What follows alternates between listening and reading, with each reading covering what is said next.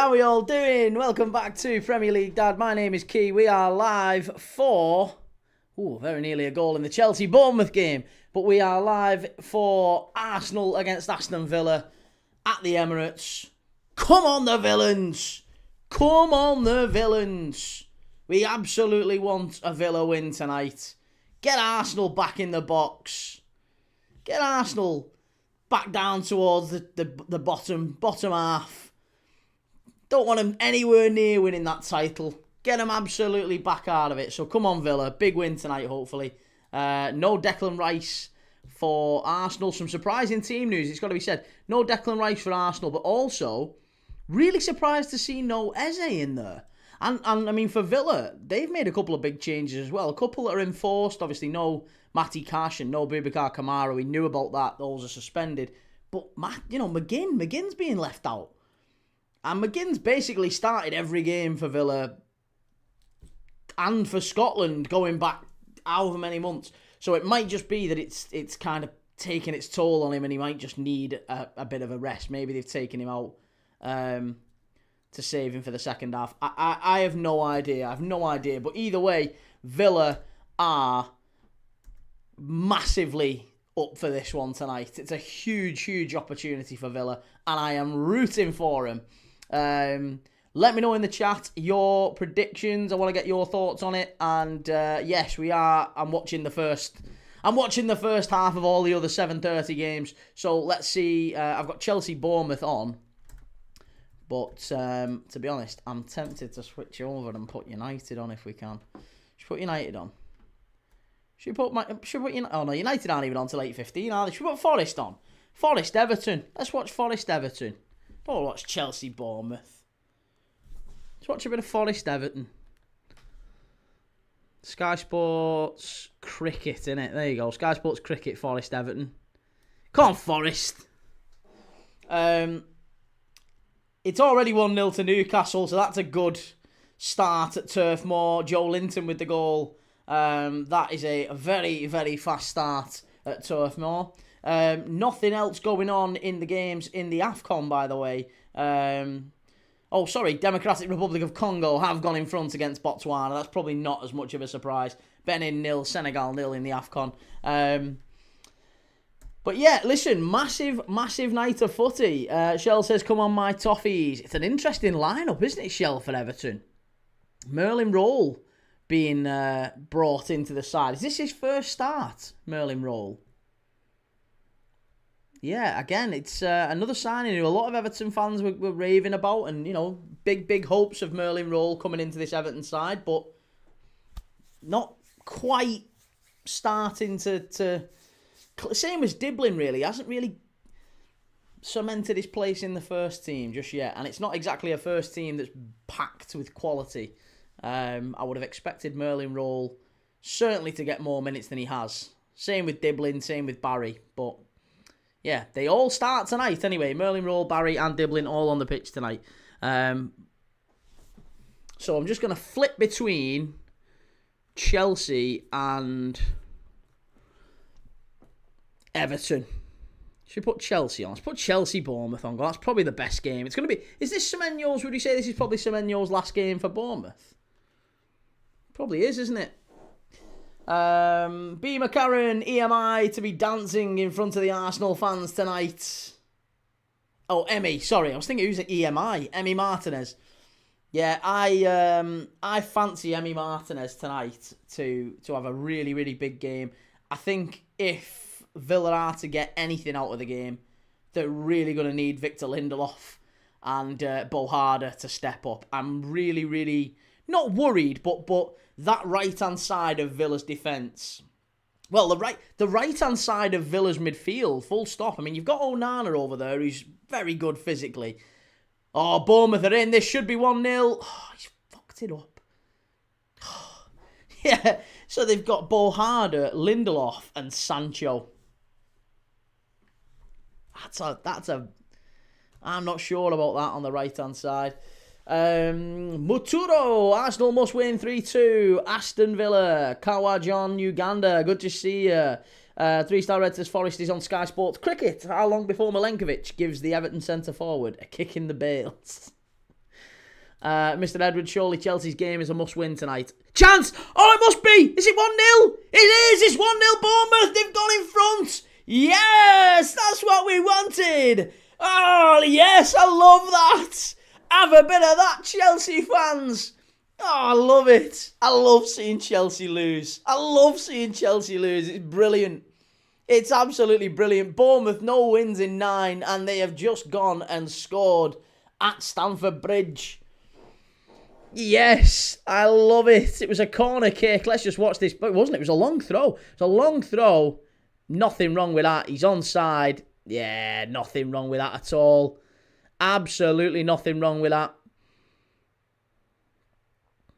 Get in. There you go. The skipper. The Bournemouth skipper. David Brooks. Putting it in. Maresca's getting sacked in the morning, says Mr. Edwards. Oh, yeah, nothing wrong with that at all. Great goal. And Bukayo Saka fan says if Wolves don't lose the next 3 games, it's officially over for them. We all knew it was eventually going to happen. There's always that one team that gives 3 points. Clearly, it's Wolves this season. But, do you know what, mate? You say that, but how tough were Wolves against... Obviously, I'm guessing you're an Arsenal fan with it being, Bukayo Saka fan. Listen, for me, possible handball. Eh? Nah, behave yourself, possible handball. You got to be joking me. That's never a handball. That's not a handball. Shut up, ref. Behave yourselves. Never handball, that. Never, ever in a million years is that handball. Burnley 0, Newcastle 2. Oh, Newcastle's away form's a thing of the past now. The worry about them not winning away. They're definitely winning tonight at Turf Moor. Benin 0, Senegal 1. Sek with the goal. Right, the goal's finally been given. Yes, great result. It's been given. It's been given at Stamford Bridge. There was a check for some stupid reason. Stupid reason. It was never a handball, that, was it? It was never a handball. Johan Wissa has scored for Newcastle. So it's 2-0 there at Turf Moor now. Burnley 0, Newcastle 2 inside 10 minutes. Chelsea 0, Bournemouth 1 as well. Yeah, madness. Absolute madness. That one.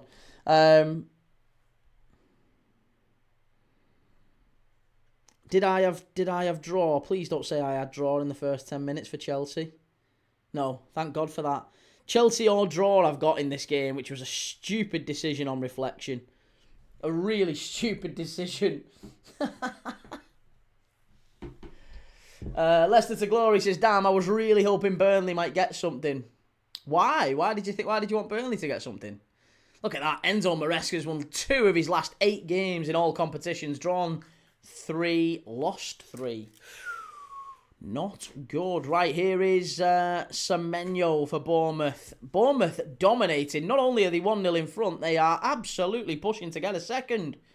That's poor. B. McCarran says Lindelof has not really put a foot wrong and Bo Harder is quality. I know, I'm just thinking as a young, inexperienced right back up against a West Ham have scored. Jared Bowen.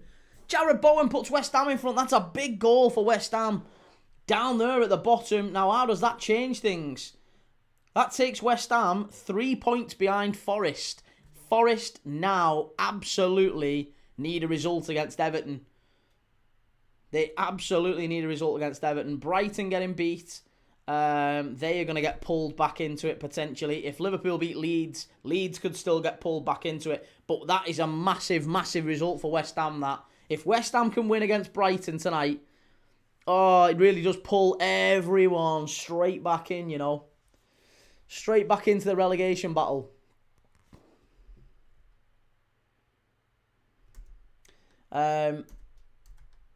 B. McCarran says Lindelof has played both the United and Chelsea game. He has, and I'm not... Oh, hey, Bournemouth are in here. Could be 2. Evan Nilsson. Oh, you numpty. Why are you scuffing it like that? Oh. Leicester's glory, I don't know, just like Burnley most out of the new teams. Fair enough. That's fine. Gotti says, if I'm Arsenal, I would start Jesus over Gyökeres, as Gyökeres blows hot and cold each game. I'd like to see Max Darman get a few minutes too. Max Darman's injured, yeah, he's not even able to play tonight. He's out injured. But yeah, goals flying in early in the Premier League. Burnley 0, Newcastle 2, Chelsea 0, Bournemouth 1 here. Forest and Everton predictably 0-0. Both teams pretty poor attacking wise. And West Ham 1, Brighton 0. Massive, massive goal for West Ham, that. Mr. Maturo says Saka must score. And Steve Olad says VAR at Senegal here. Goal may be ruled out. Who scored the second for Senegal? Oh no, it's only the first, isn't it? It's Sek. Goal under review. Potential handball. Botswana 0. Democratic Republic of Congo. And now 2 up. Gael Kakuta. Remember that name? Speaking of Chelsea, Gael Kakuta. Former Chelsea Academy product, once a wonder kid. Checking possible penalty. What's this for? Surely that's not a Chelsea penalty. Tell me that's not a Chelsea penalty. It's not a penalty, that. That isn't a penalty. It's going to be given as a penalty as well. Oh my God, this referee. Oh my goodness me, this ref. I can't believe what I'm witnessing. Oh... It's going to be a penalty to Chelsea. Oh, it's a dive, that. That is an absolute stonewall dive. It's a dive. There's nothing, I can't even believe we're checking this. Oh, I can't even believe we're checking this. This is so bad. It is a dive, that. That is a clear dive. Oh, my. No, that is a dive.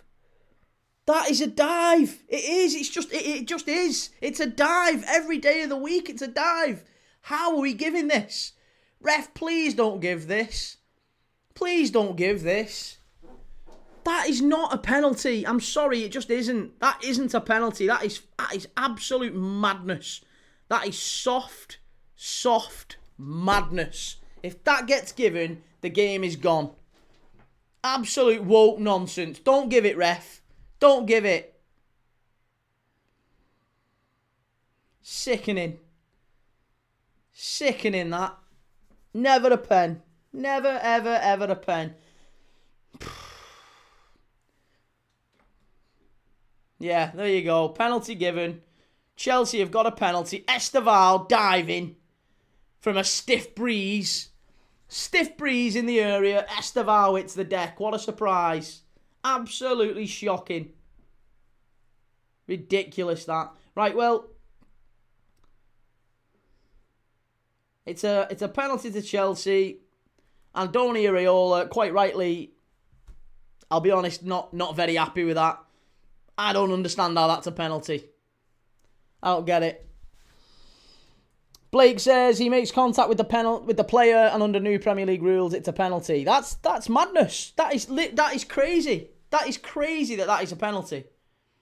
That is, honestly, that is absolute craziness that we're giving penalties for that. In this day and age, we're giving a penalty for that. It's getting to the point where you just can't touch players in the box. You can't touch players in the box. If there's anything, any sort of contact at all, it's a pen. Cole Palmer, left-footed against Petrovic, former Chelsea goalkeeper Petrovic for Bournemouth. Come on. Keep him out, Petrovic. He's not going to keep Cole Palmer out, is he? He's not going to keep Cole Palmer out. Left-footed. Cole Palmer. Here we go. Keep him out, keeper. Keep him out. Oh, he so nearly did as well. He guessed the right way. Oh, so close. It's grim, that. Magnus says the game's already gone. Yeah, the game is absolutely gone. I can't believe we're giving penalties for that. It's just so mad. The referee, who is the referee, people are asking. The referee is Barrett. Is it Sam Barrett, the referee?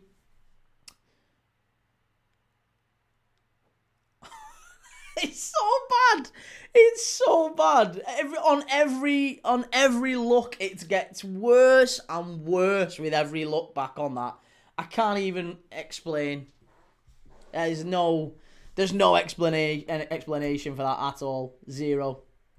It's dreadful. Yeah.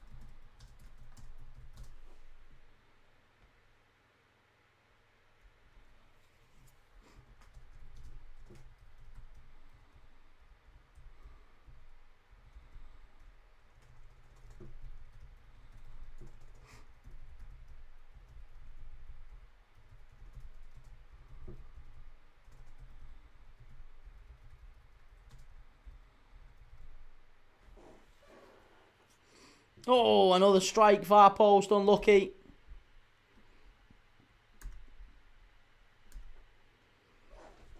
Blake says it's new Premier League rules. Even the Van Dijk goal disallowed against City was correct decision under the new rules. No chance, mate. It's just, listen, I don't care. There's no way you can bring in rules mid-season for a kick-off. There's rules all of the time. We've seen penalties given this season that shouldn't have been given. We've seen penalties not given that, based on the ones they have given, should have also been given. So whatever the rules are, whatever we're claiming the rules are, the new rules, whatever they may be, they're not being applied consistently. And that's the bigger issue, isn't it? Whatever you believe the rules to be, or however you interpret these said new rules, they aren't being applied consistently. And that is the bigger issue. It was shocking. Honestly, Jake, it was absolutely shocking. One of the worst penalty decisions I have seen in the Premier League for years. Years. That's how bad that was. Absolute pile of rubbish, that, says B. McCarran. It's crazy.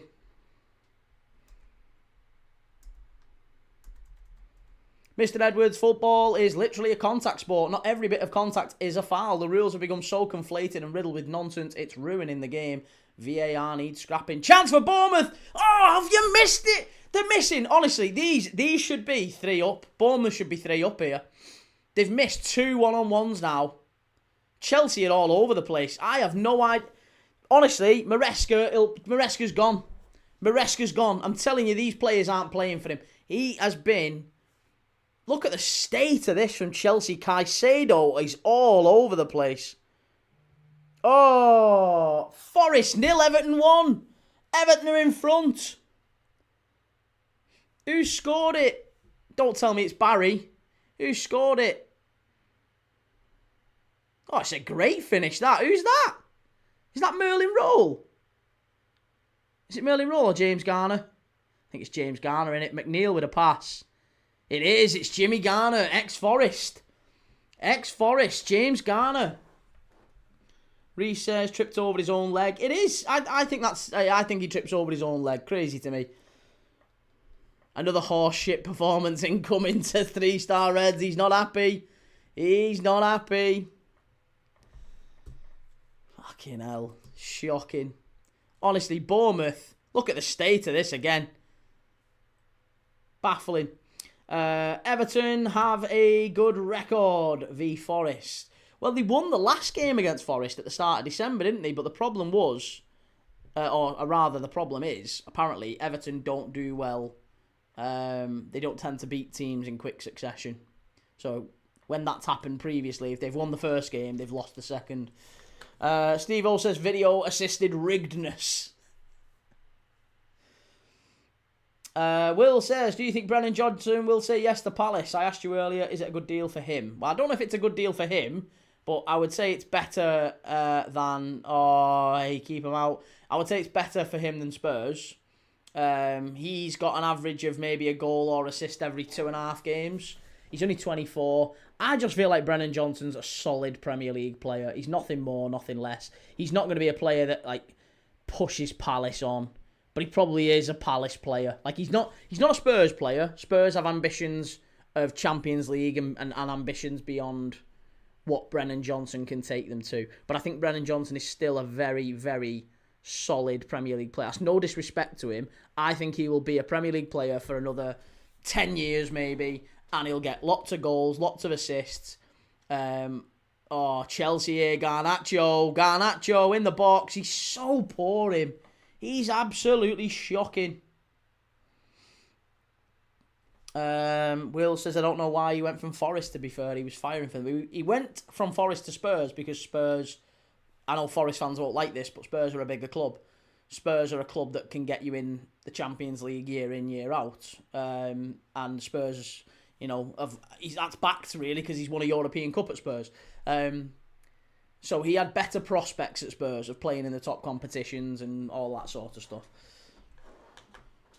MCFC George says Arsenal might actually lose today. I don't know about lose, but I definitely think they'll drop points here. Shell says I hurt myself dancing round then, and Mr. Edwards says call me a conspiracy theorist, but I honestly believe VAR opens the door for manipulation. All you need is automated offsides and goal line technology. Yeah, I think I'd agree with that. I think there's possibly an argument for challenges and things like that, but sometimes games are refereed that badly. Like, let's say manager's got a challenge or 2 challenges per game, or even just, let's say it was just 1 challenge per game. You'd probably need more than that, because how many bad decisions do referees give? Davy Moores EFC says, get in 1-0 Everton. Come on, Forest. Come on, Forest. We need Forest to turn that one around. Garnacho. Chelsea. Oh, it's shocking Bournemouth defending yet again. Enzo Fernandez puts Chelsea in front. It's 2-1. Oh, I'm fed up of watching this shite already.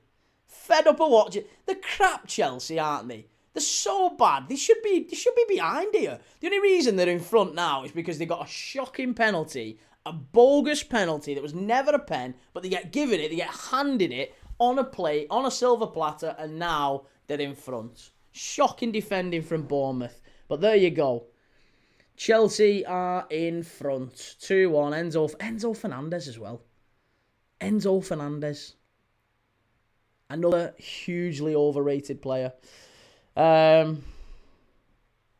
Leicester to glory, 1. If you win it, you get 1 more. Yeah, maybe if you get it right, if you get it, overturned, then you win that one back. Mr. Edwards says, I'm so glad Chelsea took Garnacho off our hands. He's shocking. I don't rate him either. Yeah. I don't rate him. The goals are flying in. Will says, I've seen Chris Woods out injured for Forest. I think he's out for a bit. Do you know what the injury is? Not off the top of my head, no, but he's not played for him since October, so... yeah, it must be a bad one.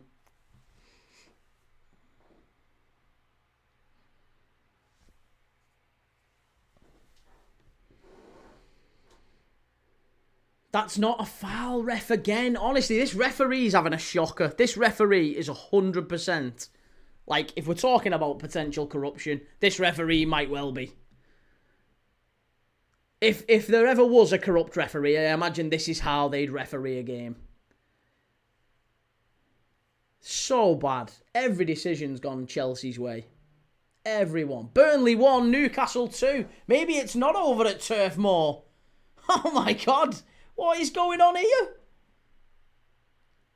Here's me saying that game's wrapped up. But yeah, Lawrence scored for Burnley. Josh Lawrence. And it's 2-1. Crazy. Shell says, is the ref a Chelsea fan? Looks like it, doesn't it, Shell? It certainly appears to be the case. To be honest, the Chelsea defenders appear to be Bournemouth fans. They're doing everything they can to let Bournemouth score, but maybe the Bournemouth centre-forwards are Chelsea fans, and that's why they're not doing anything. We know that Semenyo is, funnily enough. Semenyo is actually a Chelsea fan, apparently.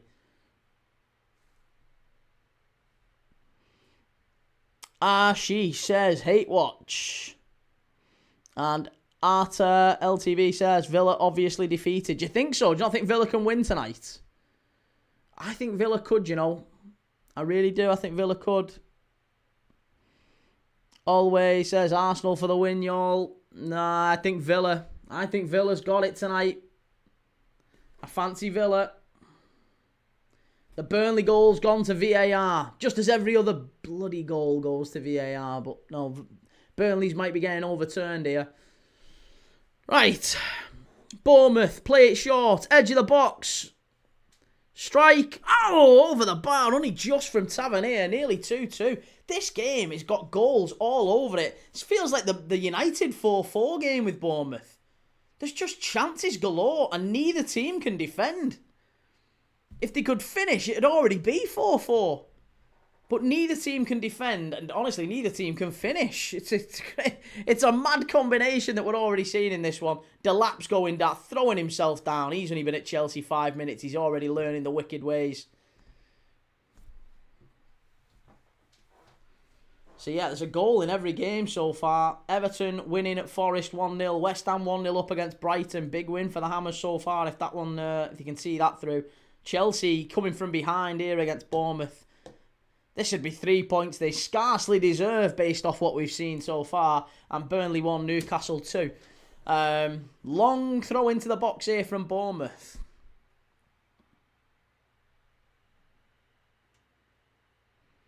Flicked on, must be, it's 2-2! Clivert's done it! It's 2-2! Get in there, yes! Have a bit of that, Chelsea fans, it's 2-2. Justin Kluivert's back post, it's a tap-in. It's the same goal again. It's 2 long throws from Bournemouth. Chelsea can't defend him. Flicked on, back stick, there you go. Kluivert tap-in. It was David Brooks with a header and then Kluivert with a tap-in for the second. So it's basically the same goal. It's literally the same goal. Chelsea 2, Bournemouth 2. 28 minutes in, we've had 4 goals. And I'm telling you, I think this one could be 4-4, same as United. This one is already, it's absolutely flying. Both teams can't finish, even though it's 2-2. They can't finish. It should be 4-4 now. But neither team can defend properly, and he is a garbage goalkeeper. I'm not having anyone tell me different. I've had Chelsea fans try and tell me that Robert Sanchez he's been brilliant this season. He's shocking. He's absolutely shocking.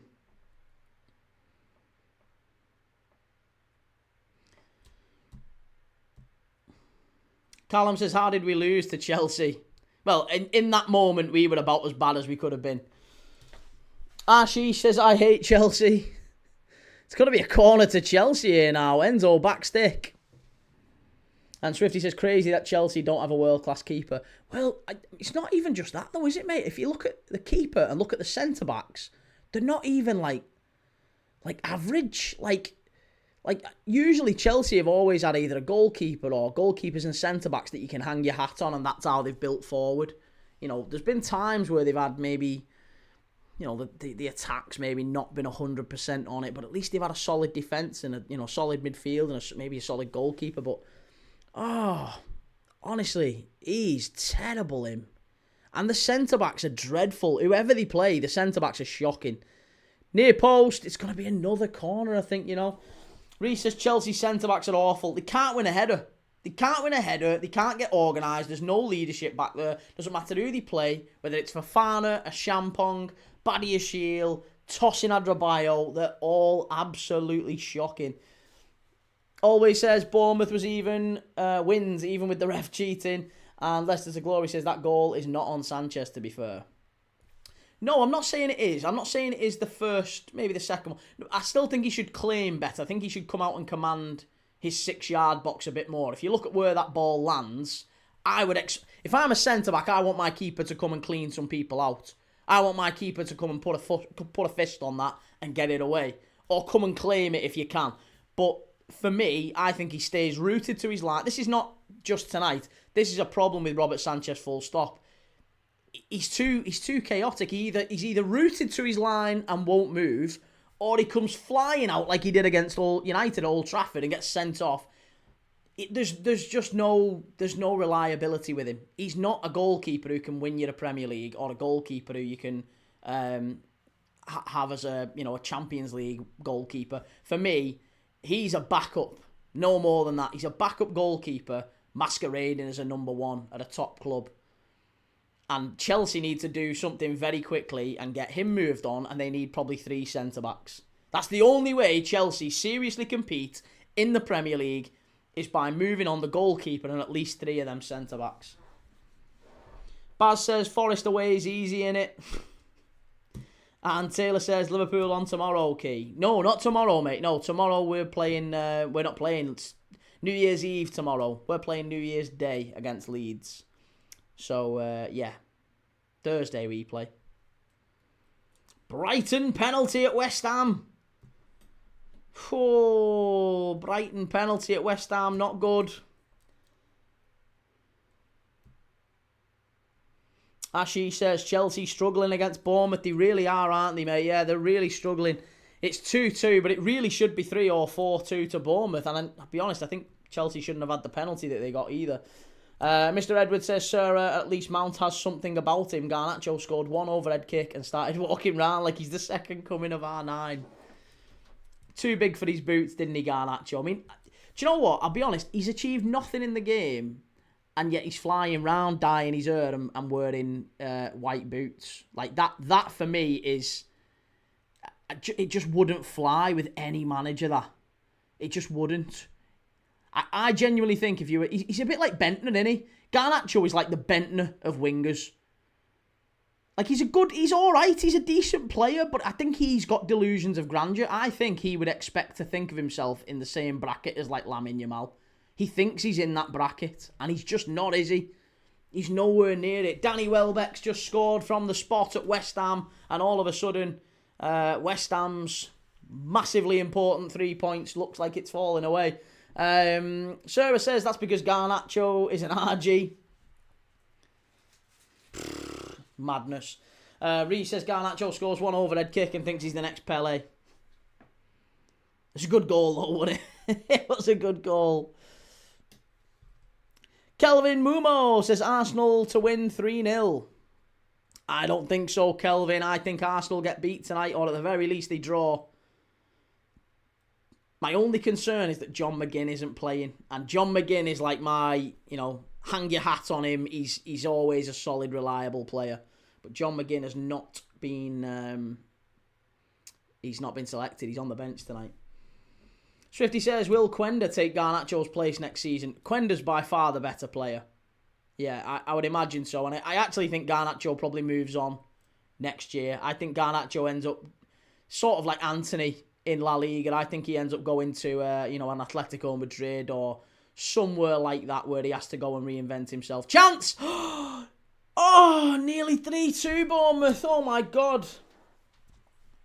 Ashish, you are which club fan? I am a Liverpool fan, Ashish. Leicester to Glory says Uncle Welbeck still doing it. And Ellie Niamandu says Arsenal 3, Villa 1. Bournemouth flying forward is Semenyo. Bournemouth out wide. Ball in. Oh, what are you doing? Why are you going for a shot there, you mug? Oh, all you've got to do is pull that back. Look at Evan Nilsson. Evan Nilsson is waiting for a tap in there. That should be 3-2 Bournemouth. Honestly, it's just so frustrating watching Bournemouth, innit? There's so many chances. Always says the reason I say Arsenal will win is that Gabriel and Saliba's defence is back. And Mr. Edwards says Garnacho's had smoke blown up his arse by the looks of it.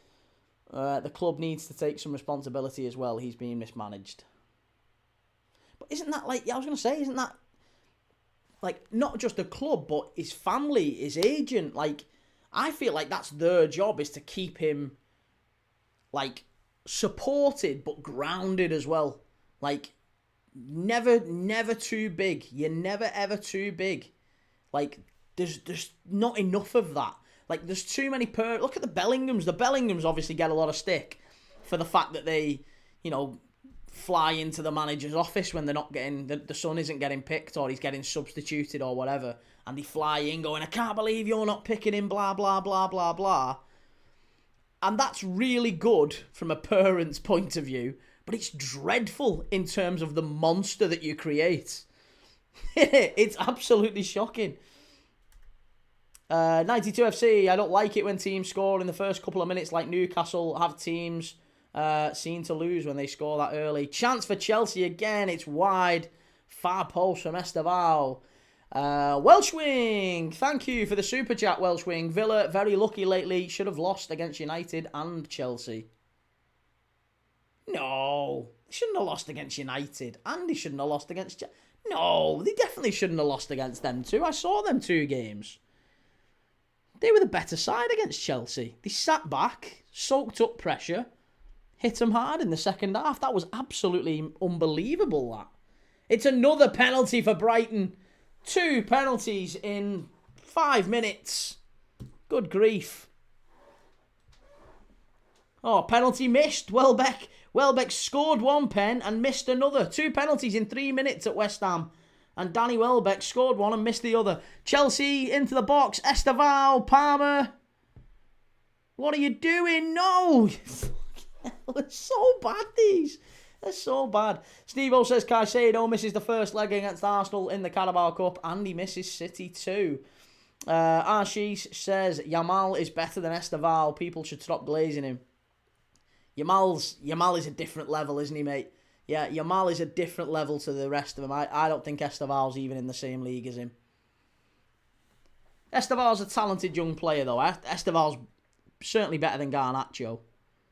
But I genuinely believe that Garnacho thinks it's like him, Yamal, Esteval. You know, these are the young best players in the world, and he thinks he's one of them. I don't. He's not on the same page. Mr. Edwards, Villa defo deserved the win against us. Our defence was terrible. Yeah, and United, I mean, Cunha misses a sitter. That's the only thing you could say is Cunha misses a sitter at 1-1, doesn't he? So maybe there's an argument to say that if Cunha scores that, it's a different game, but, you know.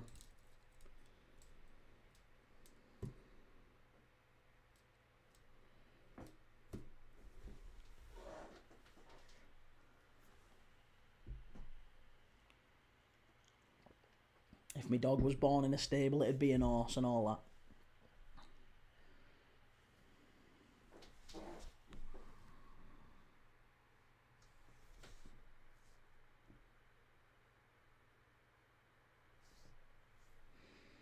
She says, do you think Liverpool needs a young right winger? No, definitely not. We do not need any wingers. 0 wingers. No wingers at Liverpool, please. We need centre mids, centre backs, and centre forwards.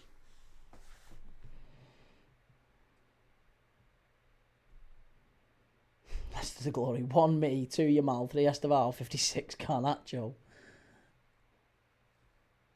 Right, here we go. It's another long Bournemouth throw. And this is where they can hurt Chelsea. They've scored from the last 2 of these.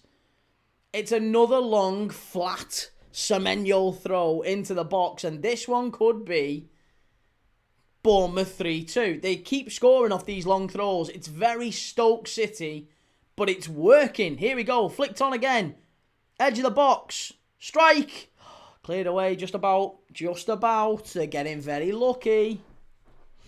Ashi says centre forward, you have Isak, mate. Yeah, but we're playing with 2. 2 centre forwards. We only have 2. So we need probably another 2. If you're playing with 2 centre forwards, you need 4, don't you? Welsh Wing says, I think Chelsea should have been up 4-0 first half. Second half, they switched off. Same goes for United. United definitely had the better stats v Villa. Arsenal need to take notes and finish Villa quick. Hang on a minute. Chelsea should have been 4-0 up first half. With what chances? They didn't create enough. Did Chelsea even have 4 shots on target in the first half? I thought Chelsea was shocking first half. Villa, literally. I mean, they had all the ball. They had all the ball, and they scored a relatively lucky set piece. But yeah, I mean, maybe you could argue they deserved to be in front. But Villa, I think Villa played it absolutely perfectly. That was a top quality away performance from Villa, that. Absolute top quality. Great tactical work from Unai Emery. Leicester to glory says, what the hell is that West Ham guy doing? Easy pen.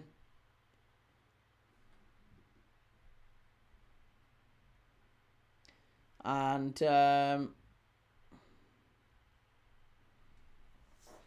Liam says Panenka and fluffed it. Why?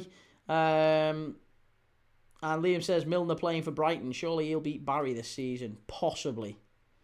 Yeah, possibly. Still time, isn't there? Right, this is great play from Kluivert. Over to Evan Nilsson. He's not really got anyone with him. He's the furthest Bournemouth player forward. Some more people getting... Oh, that's a naughty foul, that ref. That's a yellow card. That's a yellow card, surely. Who is it who's getting a booking here? Don't know who's going to get a booking here from Chelsea. It's definitely going to be a yellow card, though. 100% a yellow card. It's got to be. Tell me you're gonna book him now, ref. Because he flew in. Is it Hato?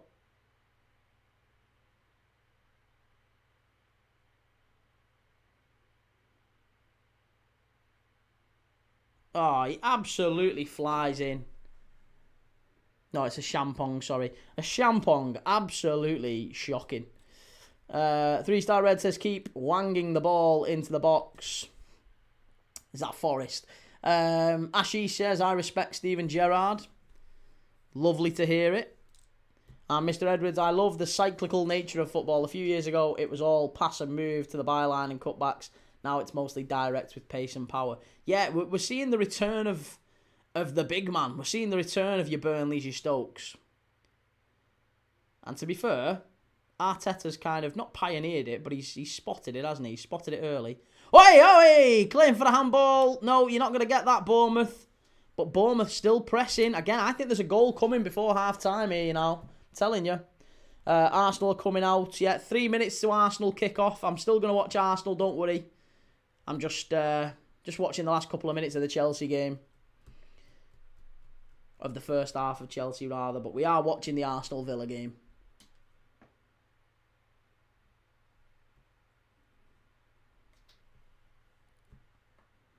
But yeah, it's absolutely standard, isn't it? So unlucky that from Bournemouth. Nearly there. Right, as we approach kickoff, by the way, if you can do me 2 favours. First off, please click like on the video. It massively helps me. Takes you 2 seconds, massively helps me. So click like on the video if you're enjoying the game, if you're enjoying the watch-along, please do. Second thing, click follow. I'm live every single day on this channel. I watch games of football from around the world. We watched the AFCON earlier today. We're watching the AFCON tomorrow on New Year's Eve. I was live on Christmas Day. We're going to be doing Serie A next week. AC Milan away at Cagliari. We're going to be doing all the big Premier League games. Leeds against Liverpool at Anfield. Manchester City away at Sunderland. Some massive games coming up as well. So make sure you've followed. Make sure you've liked and subscribed. I am live every single day. That's a really good touch from Estevao. Chelsea flying forward here now. Keep them out, Bournemouth. Keep them out.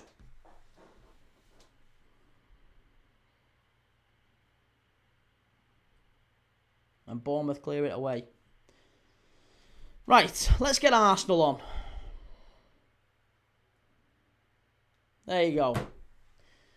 Come on, Villa. Come on, Villa. Come on, Villa. Ashi says, first time on your channel. Cheers, mate. Thank you very much. Good to have you. Really good to have you. It really is. We need some more Spurs fans on.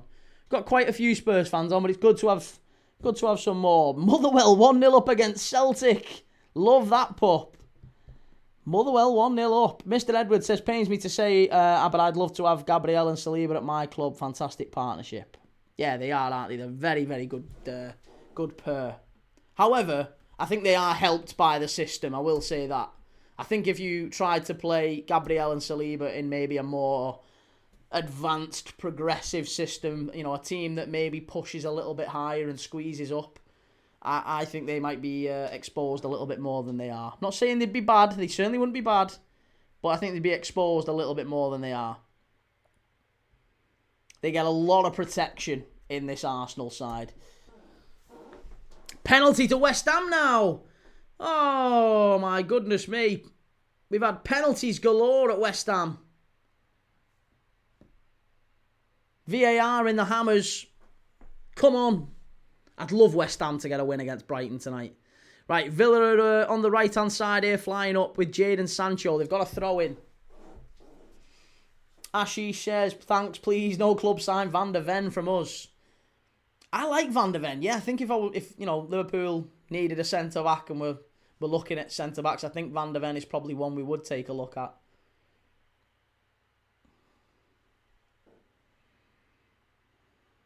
Here's Luca Dean. Villa starting very well, but Arsenal pressing well too. Here's Bukayo Saka. Trossard, keep him out. That's it. Well done, Villa. Sarah says, nah, you can keep him at Spurs. It's half-time at the City Ground. Forest 0, Everton 1. That's the first game tonight that gets the half-time whistle blown. Forest, what is going on? That is a weakened Everton side. You have got to put them away. So poor. If Everton aren't getting beat tonight by Forest, I don't know what's going on. Forest have every chance of going down if they are losing at home to Everton, as well as losing away. Davey says, dunk handball. So there's a check at West Ham. about whether or not there is a penalty. Has it actually been given, Davey?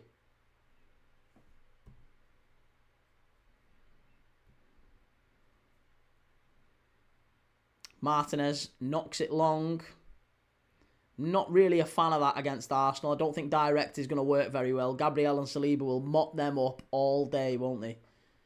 Gabriel and Saliba will...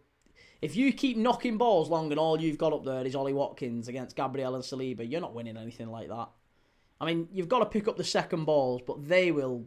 It's meat and drink that for Saliba and Gabriel. The real opportunity for Villa is, in my opinion, through that midfield. With no Rice in there, I look at that midfield and I think Zubamendi, Marino, Odegaard, that can be got at. Physically, that can be got at. And they've got Onana in there. In an ideal world, they'd have McGinn in there. I think McGinn's a massive loss. Ooh, Tolga's prediction is in. The Turkish supercomputer has predicted a Villa win. A Villa win. Ooh, I love that. Yes, please. Yes, please, Tolga. A Villa win predicted by our Turkish prediction expert. He uses all this... Oh, West Ham have scored. It's a penalty for West Ham and they've scored. It's 2-1.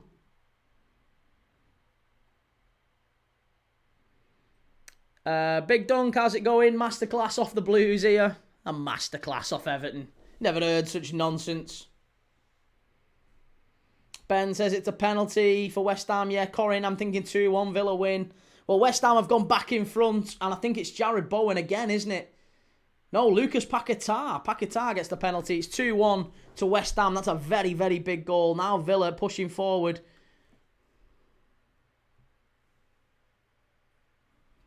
Welsh wing, so that means an Arsenal win, right?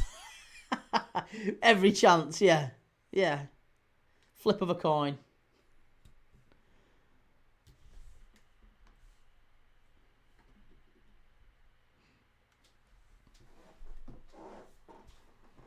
Come on, Villa. That's our ball, sir. We'll take that. That's a Villa ball. Our ball. Our ball. I'm not even a Villa fan. That's our ball.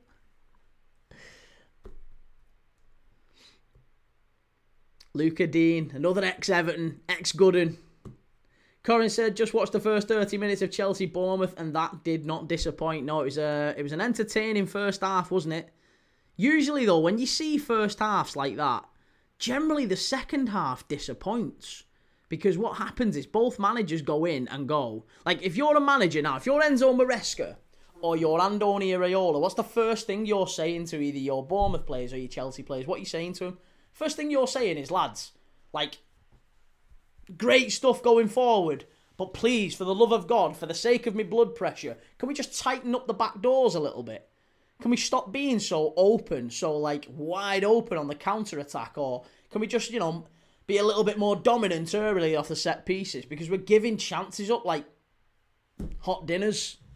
So it'd be lovely if we could just, you know, tighten it up a bit. And usually that's when you see, if it's 2-2 in the first half, Chelsea-Bournemouth, typically I would expect there to be only one goal in the second half.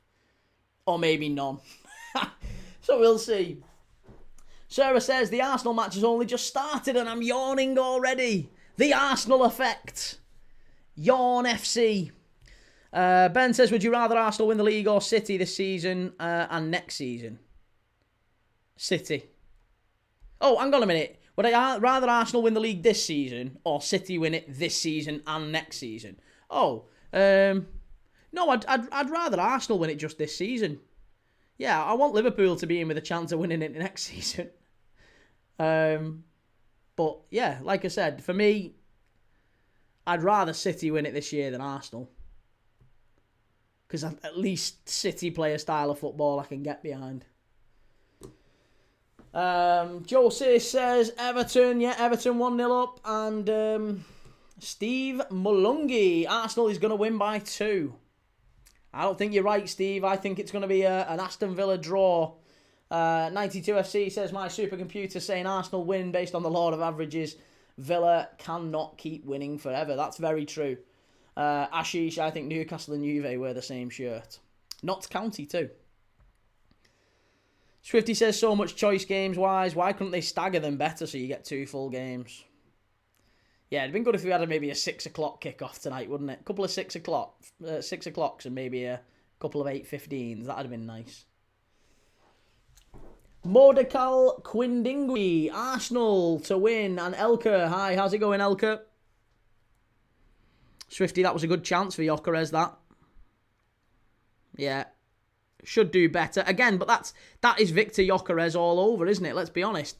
Victor Gyökeres, you know, he gets a big, half-decent chance there at the back stick, heads it over the bar. Sarah says, hey, have you ever watched Ty, the Arsenal fan? I have, yeah. Yeah. Do you know what's funny? Do you know what? I'm actually quite, maybe not proud, I guess, but Ty from AFTV did a watch-along earlier for Nigeria. And obviously he's from Nigeria, isn't he, Ty? He did a watch-along for the Nigeria game, and we got more people, more views on this one, which is astonishing to me because I've only been around 5 minutes. But it's really good. I was quite proud of that. Just a little because I saw DR Sports had done a watch-along, and we caught them up on the Uganda Nigeria one, it seemed.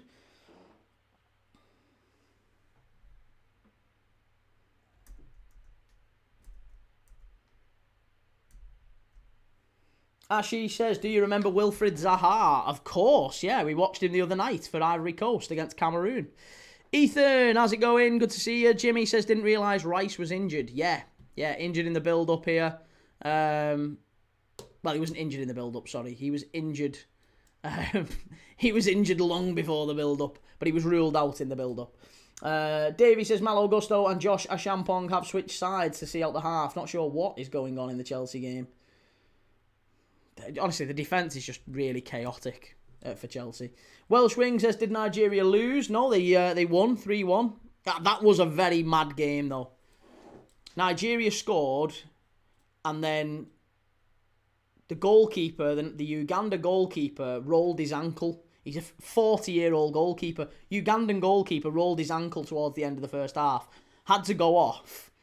And in the 56th minute or something like that, they brought on a replacement backup goalkeeper. He came on because the first choice couldn't continue, and within 8 minutes he got sent off for a handball outside the area. The ref had to send him off, and then they replaced that keeper with the third choice keeper who came on.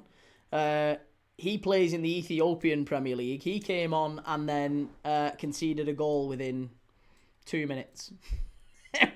And it ended up getting to 3-0 Nigeria. Uganda scored late on to make it 3-1. But it was a cool game, actually. Pretty much every AFCON game we've done, actually, has been really entertaining. And we're doing 2 more tomorrow. I don't think there'll be many channels that are live tomorrow for watch-alongs. But we're doing 2 games tomorrow. We're doing Sudan against Burkina Faso and Cameroon against Mozambique. They are the 2 games we're doing tomorrow night, so if you fancy a little New Year's Eve watch-along or a couple of New Year's Eve watch-alongs to see in 2026, then give us a follow, give us a like. I'll be live tomorrow. Corin says, is that the group stage is done in the AFCON? Only tomorrow. Villa are in here, though. This is a big chance. Hit it. Hit it. Penalty, referee. Oh, no. He didn't even claim for it. He cuts inside. He chops inside here, though. He chops inside. Onana. Nah, it's a dive, that. That's silly. That's silly. That's the Everton player in you, that, coming out. Look at the state of that Onana. Absolute dog meat.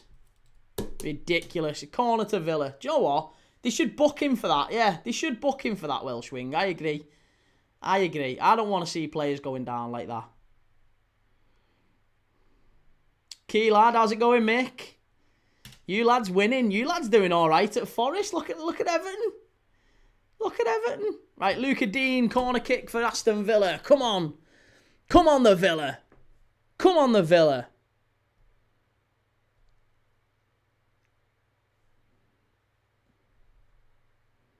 Ball whipped in. Oh, good save. Good punch, that, from David Raya. very well. Good command of his area there.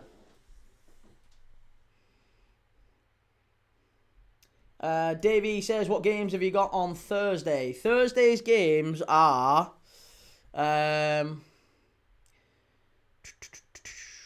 what games have we got on Thursday? Liverpool, Leeds, Sunderland, Man City. There you go. Yeah, that was easy. Ashish says, why is Karu Matoma mostly injured for Brighton? I don't know. I think he's just been played far too much, you know. Just maybe, yeah, overexposure maybe. Timbo, can't believe you've not got the game of the night on, mate. Well, we watched the first half. You lads are wide open. Absolutely wide open. Villa chance here. Must be. Must be. Oh, you donkey. You absolute donkey. And I've lost my pen. Oh, you've got to put that away. He can't go to the World Cup with England. He cannot go to the... For the love of God, don't let him go to the World Cup with England. What is that? Oh, it's so bad. Oh. Give me my pen. Give me my pen back. Shocking, that. Terrible. Jimmy says, Watkins, man. Ollie Watkins has to do better. He has to score. Has to score. Botswana 0, Congo 3. Liam says, Dominic Calvert-Lewin finishes that, to be fair. And Treeman says, Gyökeres's was worse. I mean, Gyökeres should get his on target. But that should be a goal. Like, that is 8-9 yards out. Stronger foot. Oh, you've just got to get that on target and put it up. Not even just get it on target. I think if he hits that at David Raya, you'd be disappointed. That's as clear as day, that. Adam says, Villa are going to disappoint you tonight, Key. Probably. They're in again here now. They're getting in behind Arsenal so often, though.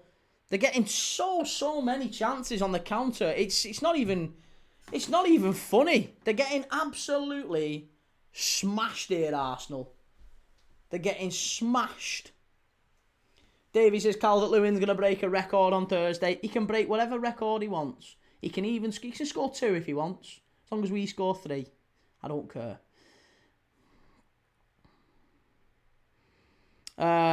Jake says, by the way, I forgot to ask you earlier, what was the score last night in the Leicester match? It was 2-1 to Leicester, mate. And Joe says, Key, a Christmas miracle has happened late. We're winning away. Newcastle winning away. Is it going to stay that way, though? Chance far post. Trossard. Good effort, that. Unlucky. Villa clear it away. Lee says, jelly and ice cream when Burnley go down. Great run this from Onana. That's the one thing you want from Amadou Onana that he just doesn't do anywhere near as often as he should. Pick the ball up and just glide through midfield with it. He doesn't do that anywhere near as much as he should because he's an asset to teams when he does. He's so good at that. Truman missing Declan Rice. And that is why, honestly, that is why I said earlier, the chances for Villa are not going to come from playing direct. They need to go through that midfield. Onana can dominate that midfield. With no Declan Rice in there, he's got nobody who can compete with him physically. Adam says, in all honesty, Chelsea should have beat Villa. XG has Villa 15th in the table. Oh, don't say you're another XG noob. Christ, look, XG, you can't watch a game based on XG and stats. Villa played, that was a perfect away performance at Chelsea. That was a great away performance, that. You can't be knocking Villa based on XG. That's absolutely fantastic to win away at Chelsea. And the way they did it was brilliant. They absolutely lured Chelsea onto him and then they went and sucker punched him with 2 goals. They fully deserved that win. Timbo says they have no backup for Rice, really. Well, they signed Norgard. Norgard's not a bad player, but they just don't want to play him. and they signed Eze. This is it. This is why I've been saying all season. I feel like they have to win the league, Arsenal. If Arsenal don't win the league, Arteta, honestly, I think he'd be sacked at any other club. He'd be sacked at United, he'd be sacked at Liverpool. What are you? Is that Ollie Watkins going for a shot from the halfway line? Oh, sell him. Sell him. Do you know what's happened? He scored against Chelsea. He's got a couple of goals against Chelsea and he's gone to his head. He's got the old Garnacho disease.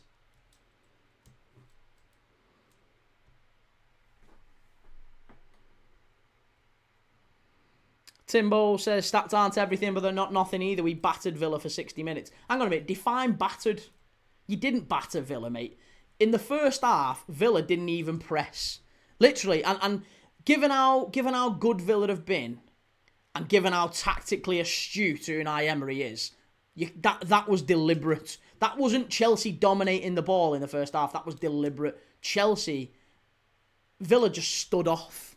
Villa had no interest in dominating possession. They completely and utterly stood off Chelsea in the first half. That is it. They stood off and then they waited for the moment and they deserved what they got. That was like chef's kiss away performance, that, and it deserves massive praise. Massive, massive praise. It wasn't a fluky equaliser. Again, if that was a fluky equaliser, yours was a fluky goal. At least theirs was running through on goal. Yours was, Christ, bounced off João Pedro's shin when he wasn't even looking at it. Ashi says, I really love how you defeated Madrid. Cheers, man. I didn't have any part in it. 3-Star Red says, my mum's got a tea and biscuits now for the comeback. Love it. What biscuits? Timbo says, if Liverpool play Villa in that game, you're not saying any of this shit. Well, that is not true. That is absolutely not true. That is categorically not true. Adam says, Villa are going to have a fall-off. Just wait and see. Of course they'll have a fall-off. I'm also saying, by the way, that I don't think Villa get top 4. I don't think Villa get top 4, but I think Unai Emery is probably the 3rd best manager in the league. Not even probably. He is. He's absolutely unbelievable. Doesn't get anywhere near as much credit as he deserves. Top quality manager. And Villa, they were talking of sacking him early in the season, and I was laughing. It was stupid. He's about 2 or 3 levels above where Aston Villa have been. Ashi says, Onana or Caicedo. Based on the last few weeks, it's Onana. But, no, Moise Caicedo's brilliant, but he was garbage in that first half. Corin says, the biscuits have got to be custard creams. Custard creams dipping in your brew? Oh, no. Chance for Arsenal. Keep them out. Keep them out. Get it away. What are you doing? Handball. Jesus Christ. Thank God for that. Shell says, mine's a morning coffee. Oh, yours is a coffee. Morning coffee are good biscuits, though, aren't they? Morning coffees are good biscuits. Davey Moy says ginger nuts. See, for me, I'm boring. I like me digestives or a little rich tea finger or something like that. I don't mind a malted milk. And do you know what's underrated as well? A sports biscuit. Get a sports biscuit when you brew. They are absolutely top class. Corin says, I reckon Villa come 3rd, but I'm miles away from a title as they fall off at least 8 games before the end of the season. That's probably fair. Ethan says, who's the top 3 managers in the Prem this season? This season, probably Regis Lebris, Mikel Arteta and Unai Emery. This season. Digestives are a winner, yeah. Ashish, I am from India. Love to India, mate. Jammy Dodgers says Welsh wing. Can't be dipping Jammy Dodgers in a brew. That's absolute... Yeah, that's absolute predator behaviour, that. That's hard drive checking behaviour. If you've got jammy Dodgers and custard creams going in your brew. Do you know what? I was saying that my mum dips toast in a tea. And I'll be honest, I questioned whether or not we were related. Literally, buttery toast. She'll have buttery toast and she'll dip it in a tea. And do you know what? And the wife has French fries in her milkshake at Mackey's. These people are inhuman. This is the stuff that makes me believe there might be, lizards taking over the planet when I see that stuff. Red card for Senegal, says Shell. And Chubby Checker says, come on, Villa. 1 custard cream every 3 digestives is a good formula. I love that you've got a formula for dunking your brew, mate. I love that. Ben says Nice biscuits and Elite 2. Yeah, very coconutty though, aren't they? Gotta be in the mood for Nice biscuits. Arteta must play Miles Lewis-Skelly for Merino. Skelly is 100 times better than Merino as a number 8. Someone needs to call Arteta and tell him Eze must come in for the useless Odegaard and Madueke for Trossard. Well, there's going to have to be changes. And look at that again. Touches in this match. The fewest touches in this match. Everyone's got 8. Victor Gyökeres just 1. The one touch he's had in the opening 22 minutes is the one where he heads it over the bar. Timbo, I think Farke has a claim for Leeds not being in the relegation zone. Well, to be honest, mate, if West Ham win, they're only 3 or 4 points off it. If Liverpool beat them on Thursday afternoon, Leeds are only a few points off relegation. Again, I'm telling you, I know they've had a good run recently, but still think Leeds go down, personally. Shell says bourbon biscuits. Oh, no, not for me. Not for me. Why are they going long again, Villa? Come on. Keep it on the deck. Welsh wing, hobnobs are overrated for me. Well, they do. They drink half your brew, don't they? That's the problem with hobnobs. You get a nice cup of tea, you get a nice mug of tea, couple of hobnobs in, all of a sudden, you look down, you've nothing to drink. Ben, I love it in all its forms. I've been known to... butter toast is good in coffee and chips in vanilla milkshake. You're madness. Absolute madness. And Timbo says, I love Mackey's chips in a milkshake. Open your mind, Key. We can't be friends. Ashi says, Tanaka is a good player for Leeds. Yeah, he is, absolutely. Villa flying forward here down the left-hand side. Here's Ollie Watkins. Back to Morgan Rogers. Inside to Watkins. Gives the ball away. Take him off. Honestly, Ollie Watkins... If you're a Villa fan, I can't understand how you watch this guy every week. It's so frustrating because inevitably he has moments like last week against Chelsea where, he scores a couple and it's a really good night for him. Oh, he's so bad. The decision-making from Ollie Watkins in the final third tonight has been absolute National League level. Worse than National League level. Welsh wing pineapple on pizza, Key. My father-in-law has tuna on pizza, which, in fact, I think he does actually have tuna and pineapple, which, if I'm dead honest, again, I've seriously considered divorce on that, just on that ground, and I think I'd get it as well. Mad Pup says, hobnobs, the Navy SEALs of dunkable bickies.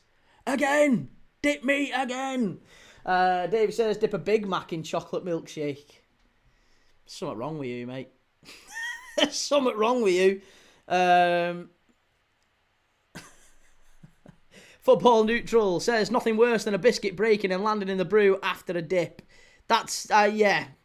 Yeah, especially when you're trying to, like you're having the dregs of your tea and you can taste, yeah.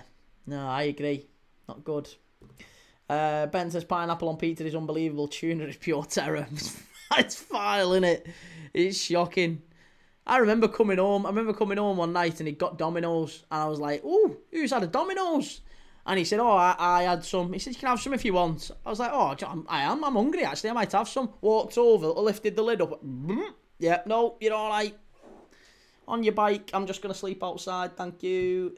Adam says, anchovies on pizza is a real thing. I do not approve of that. No. Pizza toppings. Another great Premier League dad divergent quiz. Timbo, we were getting on so well, Key. Just to make things worse, I also love dipping toast in tea or coffee. Coffee? See, I can't even drink coffee. Coffee's too bitter. Ball in, Villa clear it away. Dan Dog says, New Year, Newcastle, under Sunderland. And Reece says, check all his electronics. Tuna on pizza is diabolical. It's mad on it. It's absolutely mad. It's so mad. So he said, my dad used to eat raw sausages from the fridge. My mum used to do that when she was a kid. Her and her sisters used to go and like my granddad would send them the butchers. They always tell me stories like this. It's crazy.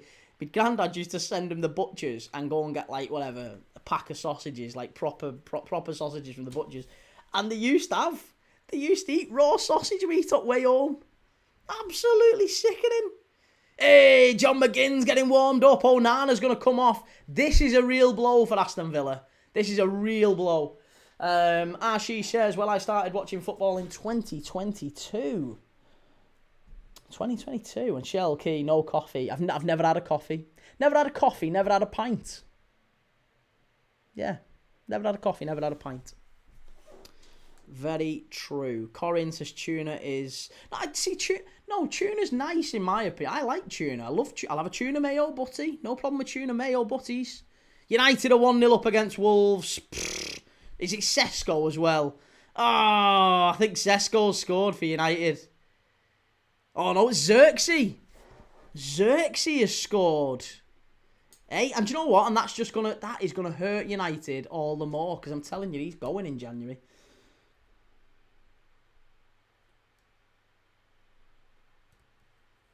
Tony Peters is key. Just on now, mate. Have Arsenal kicked off? Your clock saying 0-0.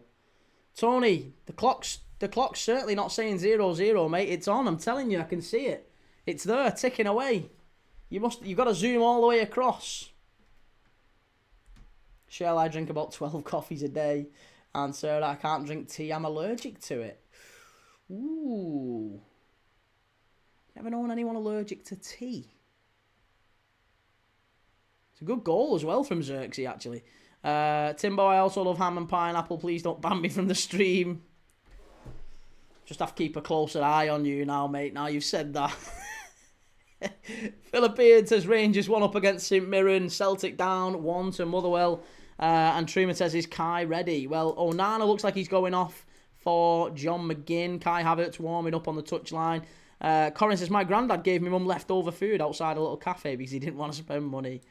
And Swifty says, what did you drink instead of a pint bottled? No, I'm a shorts man.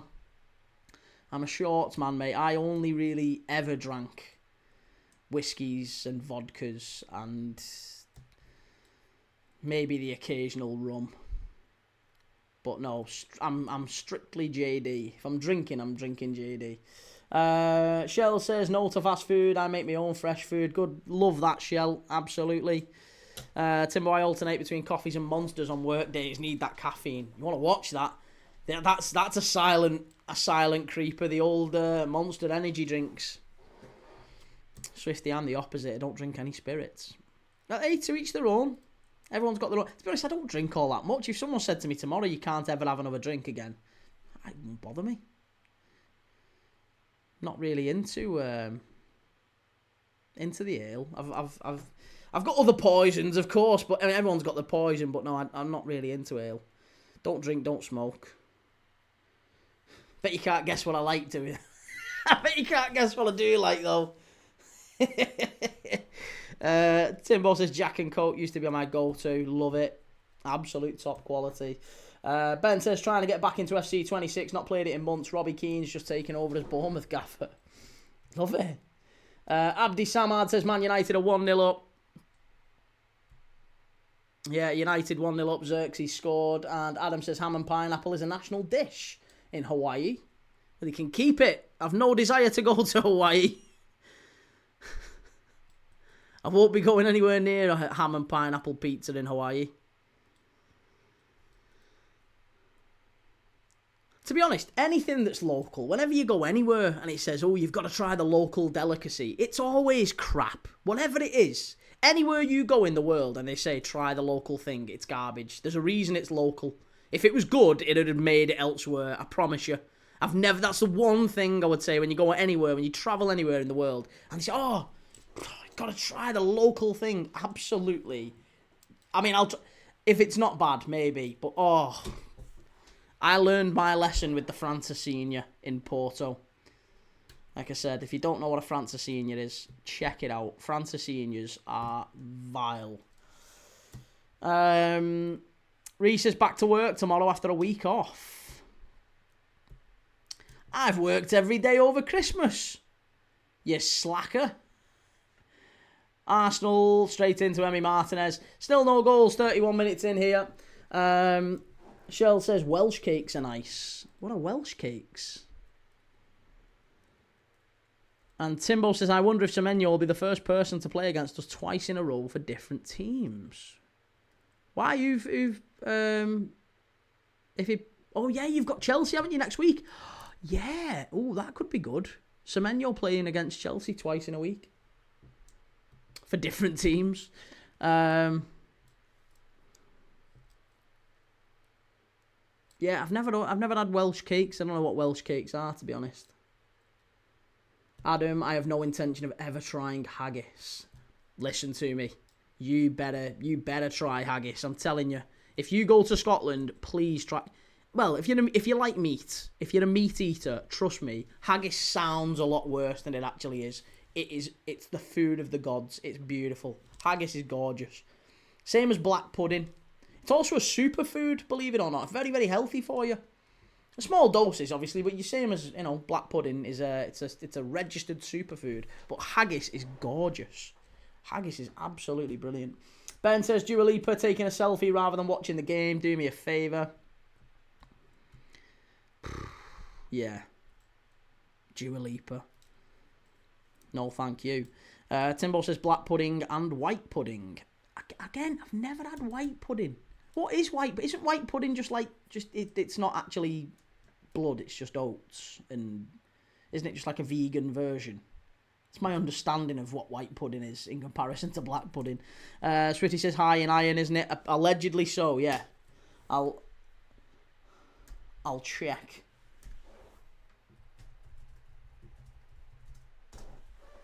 It's rich in iron, protein, zinc, and B vitamins, supporting energy, muscle, and immunity, while it's also very low in carbs. Yeah. Also better to bake it over frying it. So, but I would never fry black pudding anyway. Timbo says it's on a full Irish instead of black pudding. A full Irish? Can't say I've ever had a full Irish. Although I did learn that the Irish national dish is bacon, cabbage, and potatoes. I wasn't aware of that. That guy, what's his name? Do you know the guy with the long hair and the beard who's very Irish? Who says that he does the memes where it's like, follow me, I am delicious. It's fucking beautiful. Follow me, I am delicious. Yeah, him. But he actually sounds Irish, not Welsh via Delhi or whatever that was meant to be. Yeah, he keep him out, Villa. He did a thing before where he was talking about Irish national dish and it was cabbage, potatoes and bacon.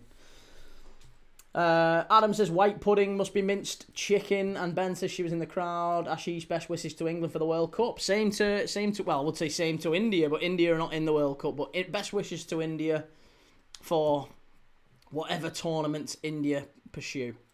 I would guess India at some point in the future, maybe in our lifetimes, we'll actually see India at a World Cup. Given the size of the country, it's astonishing that we've not seen India at a World Cup.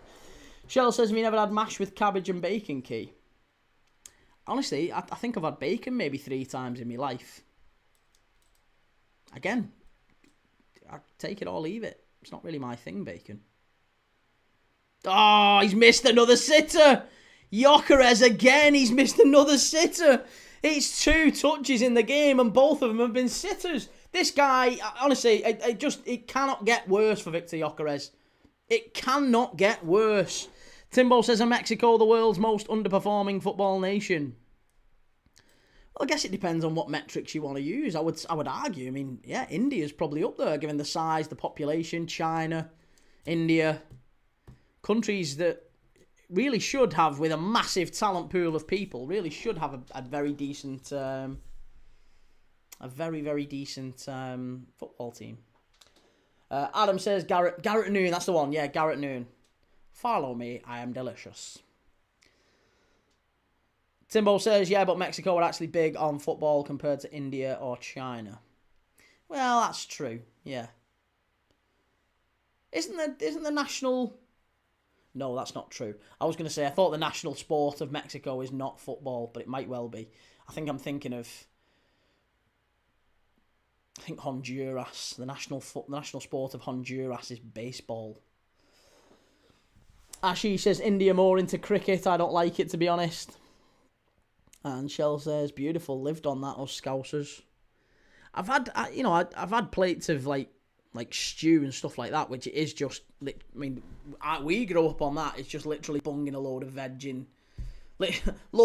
into a pot, cabbage, onion, you know, bit of chicken or a bit of beef, whatever, bit of chicken stock or beef stock, whatever, carrots, onions, turnips, parsnips, whatever, bung everything in, cabbage, spinach, whatever greens you want to put in, bung it all in, pour some water in and just let it boil up, and it's the nicest thing ever.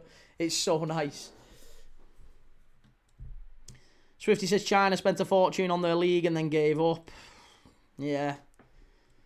But they've you would hope. I just don't get it. I don't get how they haven't managed to produce any decent footballers, really. There's not even a single one, really, that stands out. Like, in 30-odd years of Premier League football, the best Chinese footballer we've had is Sun Ji-hai. Like, it's crazy, isn't it? It's absolutely crazy. Timbo says, I've never had scouse. What is it? That's basically it. It is a bowl of scouse. That's effectively what that is. A bowl of scouse is lob scouse, it was called, or lobbies. It's basically just veg and a bit of chicken or a bit of beef in a bowl. Let it boil up with some stock. It's dead easy to make. It's the easiest thing to make, and it's so nice. So nice. She says, do you watch the cricket? I don't know. I'm not really into any other sports. From St Helens in England, so that's where I was born. So do follow a little bit of rugby league and a little bit of darts, but not enough that I can say I know anything about either, really. So it's a stew, basically. It's not a casserole. It's not a casserole. Casserole is completely different.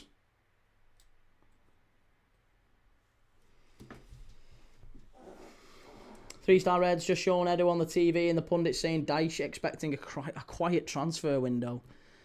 Forest need a little bit more, I think, to...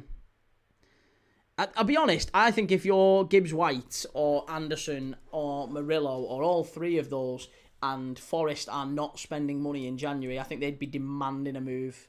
I think you'd be absolutely in his office and saying, we've got to... you've got to sell us. You've got to sell us. Adam says Gyökeres was always the wrong fit for Arteta's system, but was still signed to offer something different. But isn't that crazy? Isn't he? He's the third centre forward now that Arteta has signed, and they're all Arteta choices, aren't they? They're all his choice. He wanted Victor Gyökeres. Apparently, the Arsenal, transfer committee, West Ham 2, Brighton 2. That's a really big blow for West Ham. That's a very big blow for West Ham. Yeah, apparently the Arsenal transfer committee were favouring other strikers, and they went with he went with Victor Gyökeres, and he signed Gabriel Jesus. He signed Kai Havertz. Neither of them have worked out. It looks like Gyökeres won't work out. Just feels like a waste of time, to be honest. Timbo says decent start, then the shit football wears them down. It's the tip. This is a very typical Arsenal game, isn't it? Let's be honest. We've been for the last 20 minutes on this live, we've been talking about anything but football. Because there's been nothing happening. Neither team have done anything worth... Because Arsenal just kill games of football. This is what they do. They're very good at it. This is what it is a compliment. They control games better than any other team. Any other team in Europe. Oh, get up. Get up. Get up. Mikel Merino. Kicking off. Might be a check on this one. I tell you what, Onana, he's asking the question here. He's asking the question here.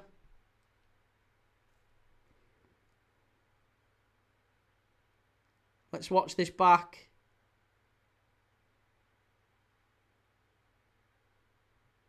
Nah, there's nothing wrong with that. Nothing wrong with that.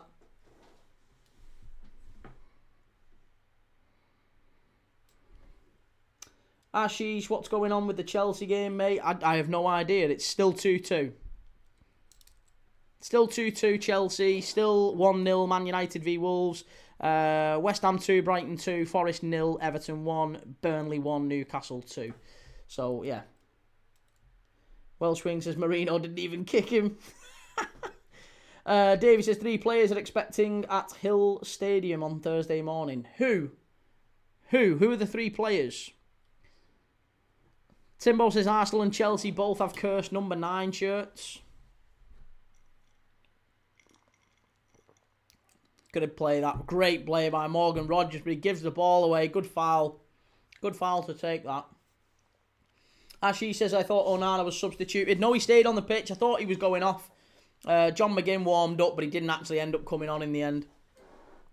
You can see all the substitutes, mate, are over this side. Yeah, all the substitutes, the live lineups, the players that are on the pitch right now are right there on the screen. If there are any changes during the game, you'll see them change. You'll see players come on and come off, and there's the live stats as well. The live stats for everything that we've seen in this game so far. Reece says everything when Mikel Merino is our best striker. He is. You should be playing him at centre-forward at this point. He's an excellent finisher, Mikel Merino. And his movement's really good. And he's good in the air. Oh, Gyökeres has gone down. Gyökeres has gone down. It's a free kick to Villa. 3-star Red, I'm starting to believe Edu is a casserole shell or something that sounds like that. Timbo, are you doing anything for New Year's Eve, Key? Yes, mate, I am. I'm doing Sudan against Burkina Faso, followed by Cameroon against Mozambique. That's my New Year's Eve. And then once I've done with those, possibly going to my brother's and doing a little firework display. But I don't think so, because my little girl's, like, not old enough to be up and out at that time. We're not really going to do the whole New Year's Eve thing with her. We'll probably do a little firework display or something, and then off to bed. But yeah, no, nothing too hardcore. I'm a dad now, mate. I'm a dad in my 30s. I can't do all that late night, partying anymore. I'm past it. Well over the hill. I've had my turn. To be honest, even the idea of being out till 3, 4, 5 in the morning makes me feel so knackered now. Mad Pup says, speaking of food, just made myself a mushroom omelette. Flipped it in the pan and it stayed together. Plated it up, still together. Small victories. Mushroom omelette. Whew. Again, that's another thing I don't really enjoy mushrooms. Ashi says, would this end up 1-0? Could do. Certainly could do. Mikel Arteta's just getting a telling off from the referee there. Again, outside of his touchline area. Get him off the pitch. Timbo, I'm going to the pub seeing my mate's band perform early hours of the morning for me. Good lad. Hey mate, do it. Burn the midnight oil. Burn the candle at both ends for as long as you can. Absolutely. Life's there for living, mate. Enjoy it. Quembo says, I think Aston Villa will win the match according to the way they are playing. I agree, Quembo. And Shell says, sounds lovely. Mad Pup, Grealish on for Patterson, is it, for Everton? Bulldozer says, remember New Year's Eve in the Nexus back in the day. Hey! Man United won! Wolverhampton Wanderers won! Yes! There you go! It's Krejci! Have that, United fans! Oh, please, sweet Lord, let Wolves get something at Old Trafford. Oh, they're so garbage, aren't they? And now Villa are in. Come on, you've got to put it away. Watkins. Oh, it's a great bit of defending from Saliba. Oh, how have you not put this away, Villa?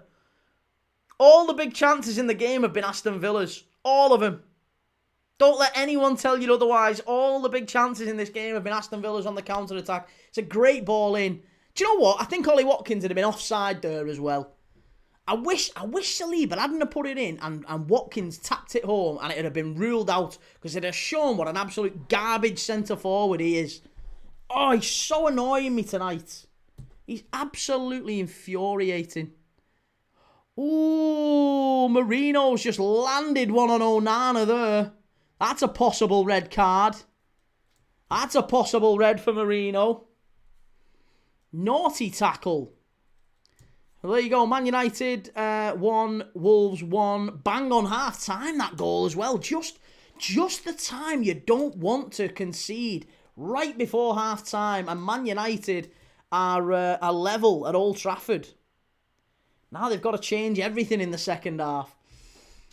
Welsh Wing says he was flagged offside. And 3-star Red says New York have the ball drop on New Year's Eve at Forest. Dyche drops the ball before kick-off. It's half-time at Old Trafford now as well. And very shortly will be half-time here. 0-0 at the Emirates. Still very much game on in both of those 8:15 kickoffs. Wolves are not out of that game at Old Trafford. And Villa have had plenty of good chances here at the Emirates. It's going to be a yellow card to Ollie Watkins. No surprise. Give him another one. Give him another one. It'll do Villa a favour. Get him off the pitch. He's garbage. He's shocking. Ashish says, let's go. United embarrassing themselves. There's got to be better centre forwards for us to take. Wasn't even him. It was Morgan Rogers who got booked. There's got to be better centre forwards for England to take than Ollie Watkins. Surely. Surely we have to take some better options than him. Here he is. Runs it into the corner. Get something, Ollie. Well done. Did all right there. Ashish says Mark Goldbridge must be fuming.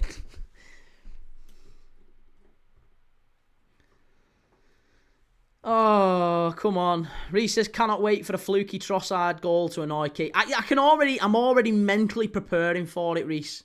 I am already mentally preparing for Trossard off his arse in the 95th minute to win it 1-0. Normal guy, what up? My other phone broke. Good to see you, mate. How's things? How's things stateside? 3-star Red says, congrats on the double shell. Forest all the possession in the second half, but no cutting edge. It's just a dreadful Nottingham Forest performance, isn't it? Look at stats. Stats in the second half. Forest have had 3 shots on target. Yeah, all the ball, but doing nothing with it. They haven't had one big chance. It's half-time here at the Emirates. Let's flick over and watch a bit of... should we watch Chelsea? Should we see how Chelsea are getting on? What game should we turn on? Should we watch Chelsea or Forest? Should we watch Forest? See how Forest Everton's getting on. Welsh Wing, well, you can't be mad at Arsenal. You should be mad at Watkins. Well, yeah, maybe. West Ham. Ball into the box. Chance. Oh, unlucky. Oh, hey. Everton very nearly getting 2-0 up in front now. Jesus, come on, Forest. Wake up. Half-time. I did have a half-time quiz. But it feels like we've got loads of other games going on, so we might as well just watch the games we've got on. Timbo says, Watkins perfectly sums up the phrase, he's good, but is he good? There is a better option, but he's a bit of a wrong un, sadly. I thought you were going for maybe Liam Delap, but yes. Yeah, well, listen, if he was an option, then, yeah, of course, he would probably be... There's an argument to say he might even start off the left with Harry Kane. But no, I agree. That's a non-starter. Dino says, how's it going? Liam says, have I missed anything? Just woke up. Everyone falling asleep with the Arsenal game. Right, Forest flying forward. Come on, Nico Williams. Come on, we need an equaliser against Everton. Desperately need an equaliser. Truman says happy with 0-0 at half-time for Arsenal. Yeah, I mean, I can imagine. Arsenal have been very fortunate. What a turn that is. Oh, it's a great ball. It should be 2-0. It is 2-0. Everton have scored. Oh, and it's Tierno Barry. It's an absolutely unbelievable turn, that. Is that Dwight McNeil? Is that Dwight McNeil or Lionel Messi in midfield there? Oh my God, this is absolutely top class. Absolutely top class. What? If you're not watching the Everton game, turn this on. Turn the Everton game on. It'll show you the highlight in a minute. Show you the replay. It's James Garner. Garner, I think, has created this goal. He needs to move from Everton immediately. He needs to move from Everton. He's too good in that midfield, I'm telling you. He's got a goal and he's just got the assist. If this is James Garner now, watch this for a turn. It's Barry who plays it out to Garner. I think it's Garner. It is. It is. Oh, you little cheeky. You little cheeky. Oh. Look at this. Murillo. Hey, on your bike, son. Down the shops. Great pass from Garner. And Barry finds his feet. 2-0. Everton deserve it. I'm telling you, I keep hating Everton. I want them to lose. I'm really trying, but it's a great goal. It's a great goal, great performance, and they're going to win. Stupid Forest. 3-star, what's going on? Oh, Adam says, odds on Dice signing Dwight McNeil for Forest. Oh, yeah, it's a very Dice signing, that, to be fair. Shell says he's been amazing this season. He has, hasn't he?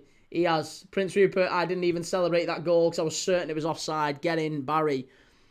Get in James Garner. I'm telling you, Jimmy Garner has been a revelation for Everton this season. A normal guy says Chelsea are getting some chances in the second half. Well, go on, let's switch over to Chelsea for a minute.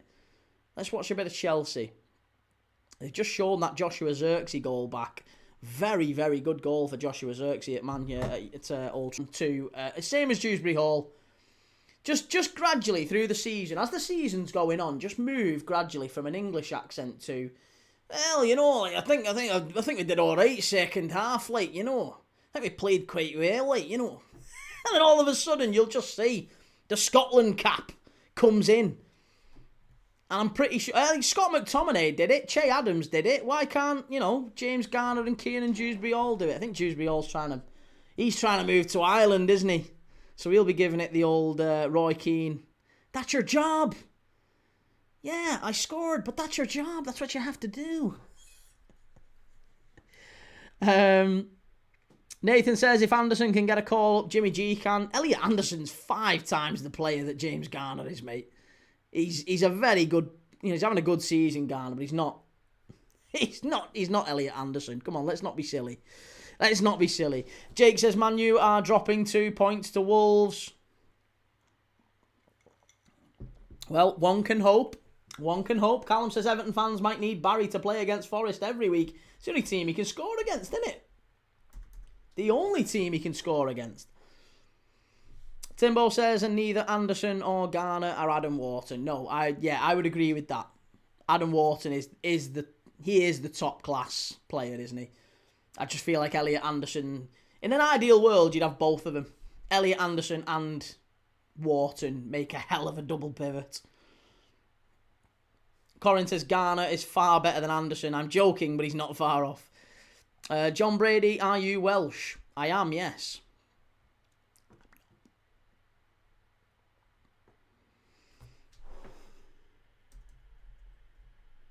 Shell, are we 8th now? Well, according to this, I think you might be, actually.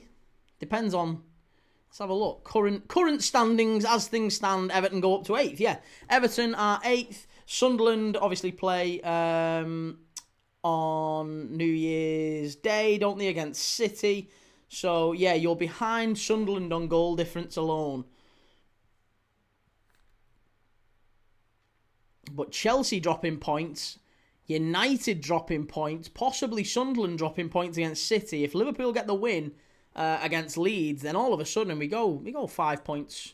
5 points clear. We've got top 4 in the bag. I've told you. Callum says me and Key are Norwegian. Hurdy-gurdy. Alicia says to think this is the same Elliot Anderson that was struggling at Newcastle. I mean, yeah, it's Mo Salah and De Bruyne at Chelsea all over again, isn't it?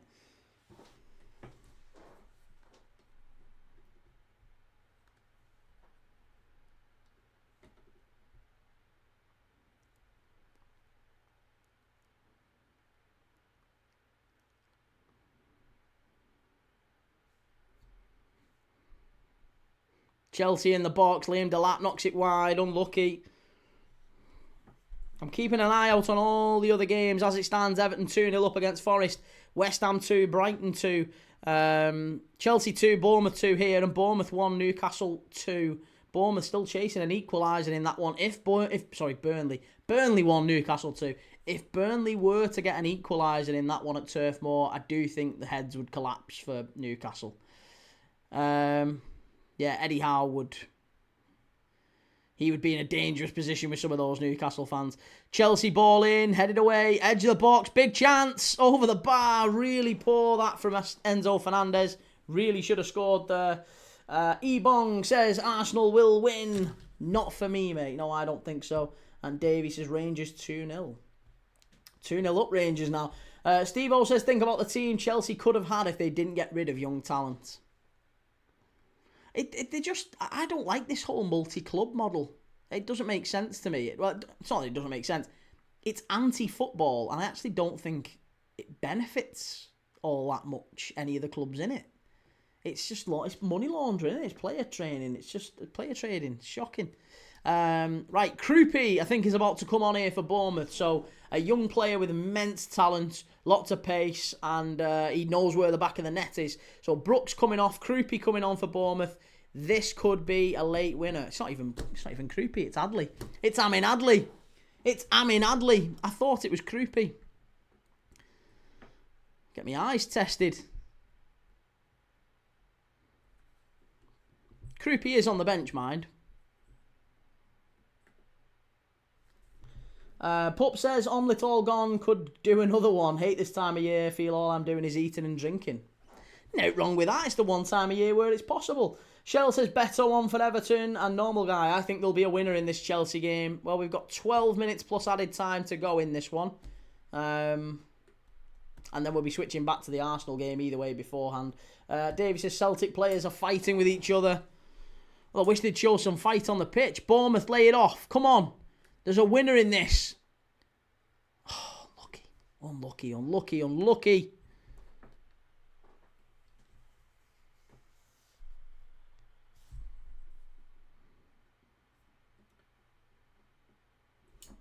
What score is it, Celtic, at the minute? Are they still losing? Celtic still getting beat by St Mirren. Jesus Christ. What a mad turn of events it is at Celtic, by the way. Estevao is so fun to watch, says Timbo. And Brano says, expected big things in the Arsenal game. What's going on? Nothing. Villa have had 3 chances, I would say. 3 very decent chances that they've missed. Arsenal have maybe had 1. Gyökeres has barely touched the ball. It's probably a fair score line. Half time 0-0. I think it's probably a fair score line, but I think Villa will be counting their, or rather Arsenal will be counting their blessings that they're not behind. Motherwell 2, Celtic 0. Oh my God. Motherwell are back, are even further in front now. Celtic really are crumbling, and I think this might well be the end for Wilfried Nancy. I think he's going to be ending that one there, because I don't think there's no way you stay in charge of Celtic if you're losing so many games. But now, 2-0 down away to Motherwell. That is unsustainable for Celtic. Timbo, I'll be joining back when our game has finished. No worries, mate. Yeah, I'll see you soon. Licia says, did you see Dua Lipa is in the stands for the game? I thought she was a red. I think she is. Maybe she's just been invited for a bit of, I don't know, it might just be a bit of mixing, a bit of PR or something. Brano says, I work with 3 United fans. Come on, Wolves, it would be class. Villa Forever says, yo, how's the game? It's been an interesting game, but a typically Arsenal one. Very dull, flat, not enough in the way of... Oh, Estevao's done very well there. Not enough in the way of clear chances for either teams. Chelsea must be. Oh, it's terrible. They're wasting so many chances here, you know. Corin says Dua Lipa's husband is a gunner. Well, there you go. That explains it then. Davey says Austin Trusty has swiftly been joined in the book by Rio Hatate and Anthony Ralston, frustrated and chasing shadows. GTFC says favourite Dua Lipa song has to be One Kiss. Yeah, Liverpool fans have got a special place in their heart with One Kiss. Shell says, come on Beto, let's have a goal. Zolan Mugzuma says Arsenal to win this one 3-1. Not for me. And GTFC TV says I'd rather watch grass grow than watch Arsenal every week. They are a hard watch, aren't they? They're a very, very hard watch. I don't think enough Arsenal fans recognise that. I do think Arsenal fans would get a lot more people on their side if they just acknowledge the fact that, do you know what? Yeah, we actually are pretty dull to watch. We are really, really dull and bland to watch, but we get the job done. I think people would agree with that. They're the most effective side in the league. Oh, but heavens above, they are like the worst side to watch. They kill football matches. And that is a strength, isn't it? They control and kill football matches. they make them non-events. They make them really, really difficult to watch, and I imagine difficult to play in as well. Yeah, I hate watching Arsenal. I hate watching them. Davey says nearly 3-0 to Everton. And 3-star Red says bring on the Villa and West Ham. Well, Forest, another really difficult night for them. Jake says hot take, Wolves to get their first win tonight against Man U. I hope so. I really hope so. Romario, who's looking more likely to score in this game, Key? In the Arsenal-Villa one, I would say it's been Villa. Villa have been more likely to score so far, but Arsenal have had some half chances too. Villa have probably had one clear chance and a couple of half chances themselves. Alt Police says Gyökeres is by far the worst striker in the league.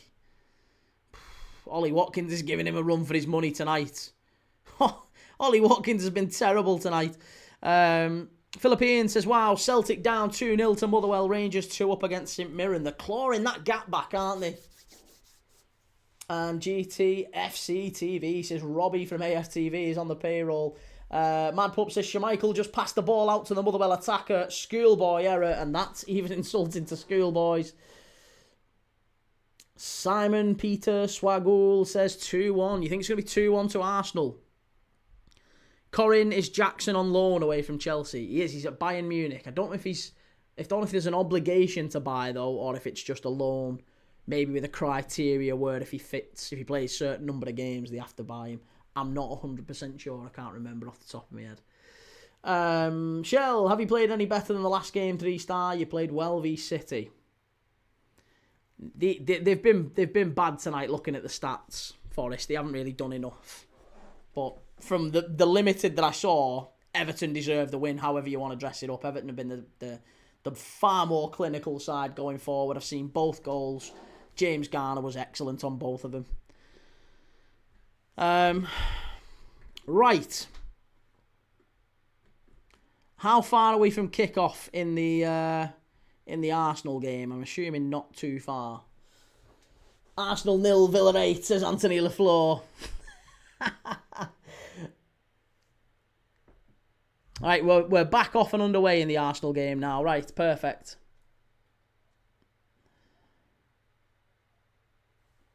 Not the United game. We don't want the United game. There you go. Gyökeres having a battle with Lindelof already. Arsenal starting fast in the second half. Come on. Let's get a nice early goal. A nice early goal in this second half, please, Villa. Just to settle things down.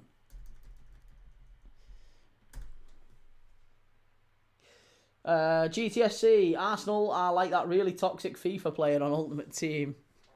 And Callum says, what games are tomorrow? We've got 2 games tomorrow, mate. Both AFCON games. Burkina Faso against Sudan, followed by, at 7 o'clock, we're doing... So that's at 4 o'clock, and then at 7 o'clock, we're doing Cameroon against Mozambique. So, yeah. If you want to do a bit of a Brian and Burmo watch-along on New Year's Eve, you fancy a bit of a watch-along to take you into 2026, then make sure you give us a like and a follow and all that good stuff. Please do click like on the video. It massively helps me. So if you can click like and follow, like I said, I will be live tomorrow for 2 games, and we'll be live on New Year's Day as well for 2 games. Leeds against Liverpool, followed by Sunderland against Manchester City. 3-star Red says this is anywhere near the City game performance from Forest, and not for the first time. Liverpool, Spurs, followed by horseshite. It's so frustrating, in it, for Forest. I can understand how mad it must be. It's a corner to Arsenal, which usually is a precursor for a scrappy Trossard goal. Please don't be the case here. Come on, Villa. Come on, Villa. Ridiculous Arsenal set-piece tactics. It's there. They've done it. They've done it. It's Gabriel. I told you. I told you. They're going to claim a foul here, Villa. They're all rushing out to the ref and they're claiming a foul. They're all going to claim a foul. But I tell you something. This is just prime Arsenal yet again. Surround the keeper. Put it on top of him. It's scrappy. It's dull. It's what will probably get them third in the league. Martinez is having a little check here. He's asking the ref. McGinn is asking the ref. That should be ruled out for me. It should be ruled out. It is a foul. You can't do that. You can't do that. It's got to be ruled out, that ref. Come on. It's got to be ruled out. Surely it's getting ruled out, this. Watch this.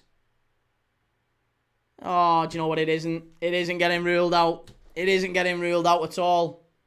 Oh, hang on. Hang on. Look at that. No. Do you know what? No, he's got his hand like that. He's got his hand like that in his face. Come on, that's a foul, ref. That is in any other world, that is a foul. In any other world, that is a foul. Liverpool have had fouls given against that for goals like that. It's so bad. This is definitely a foul. This has to be a foul, ref. Come on. Any other day of the week, that's a foul. You've got to check that. You've got to. That has to be a check. Surely. Are they going to check it? Are you going to check it? Are they going to check it? Goal given. What a surprise. What a surprise. Arsenal goal given. Yeah, no shock there. Ridiculous. Yet again. Set piece again. It's the only way they're going to score. Honestly, if they don't get set pieces, if you can defend set pieces against Arsenal, that's all they've got. Got nothing else. They have got nothing else. Prince Rupert says, brilliant result for Everton. Up the toffees, the double over Forest this season. It is a good result, isn't it? Yeah, very, very good result. As it stands, we're hoping for the Man United collapse against Wolves to save the night now. Because I can't see Villa turning this round. First goal was always going to win this. First goal winner, I'm telling you. First goal winner now. Arsenal, if you thought you saw bad football in the first half, wait till you see this now. I tell you, Arsenal aren't going to get past the halfway line. That is an absolute shocker how that has been allowed to be given.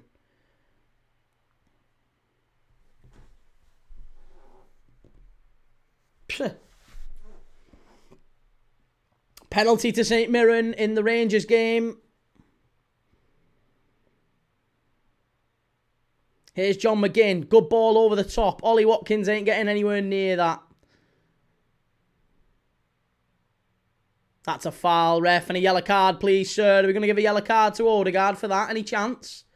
Nah, I didn't think so.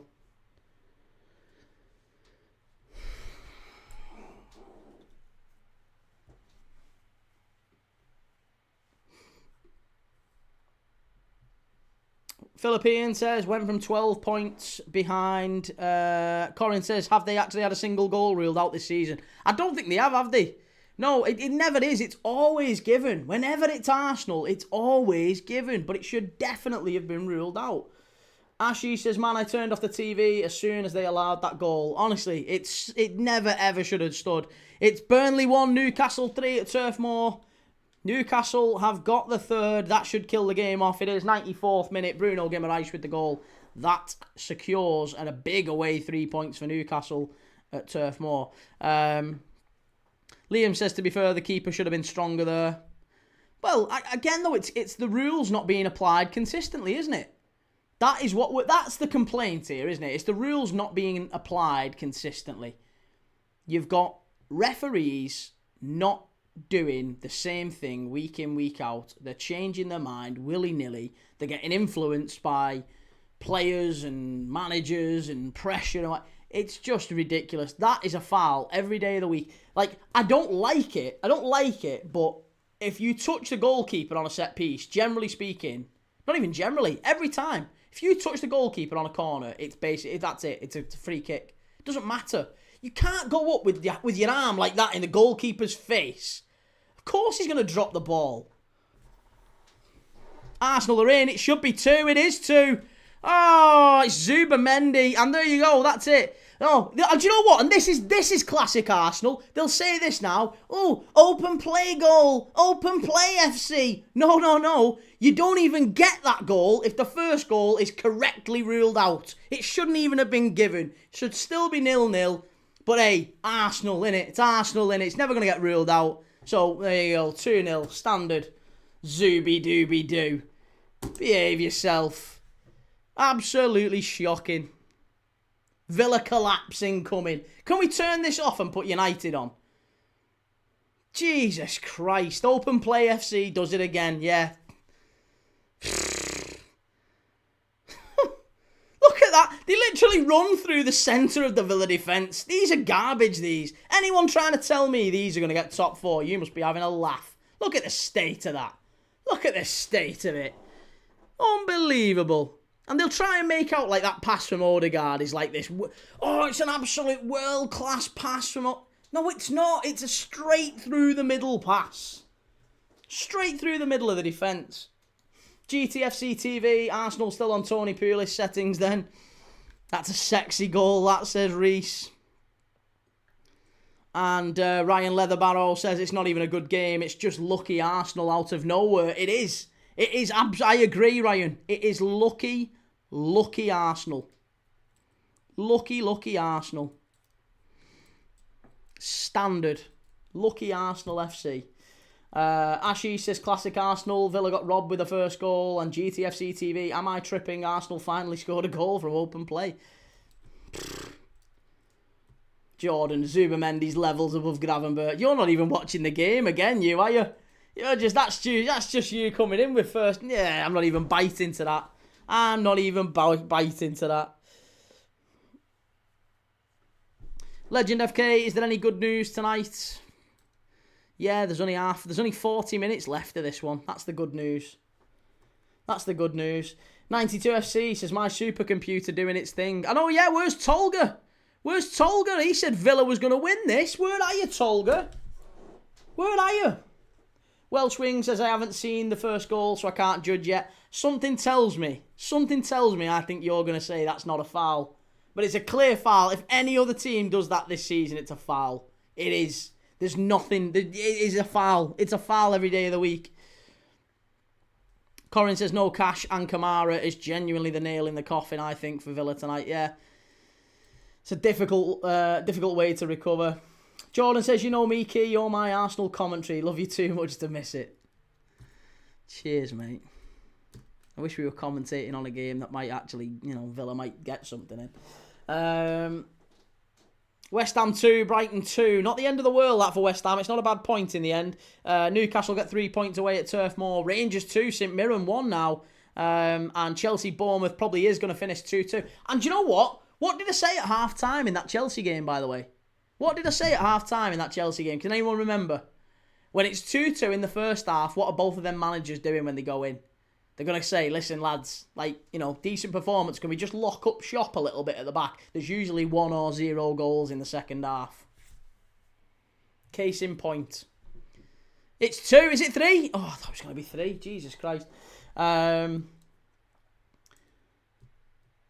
says, I've put on United Wolves game just to see Wolves win. Oh, please. Please, please. Reece, genuinely, I think Odegaard might be better than prime Riquelme and Maradona. It is 2-2. Chelsea 2, Bournemouth 2. Disappointing night for Chelsea. Joe says, Key, what a result for us there. Tough place to go as well, Turf Moor.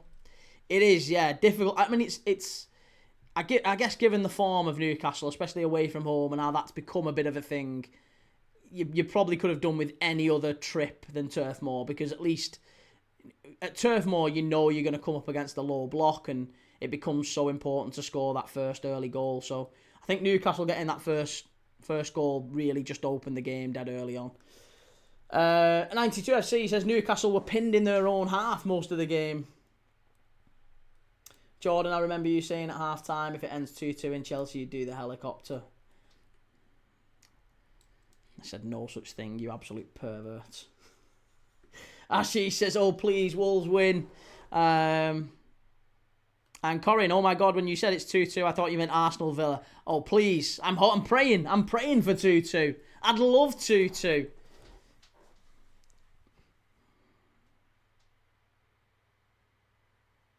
Here we go. McGinn with the ball in. Flicked on. Out to the edge of the box. Villa are going to have to do something very, very special to get back into this one. Very, very special. Jaden says, I'm watching the Wolves match now. Keep me updated, Jaden. Let me know how our Wolves are getting on. Could do with some updates till I see how our Wolves are playing in that game. Mad Pup says, damn, corner again. We are useless against set pieces. That's not a foul. That's not a foul. It's Mikel Merino again. He should be off him now. He should be off. He should be off. That's twice. He's absolutely dragged him down. Honestly, this is Mikel Arteta to a T. Now you'll see foul after foul after foul. The ref needs to start getting his cards out here. Corin says, how is Merino still on the pitch? Yeah, he should have been sent off, shouldn't he? Definitely should have been sent off.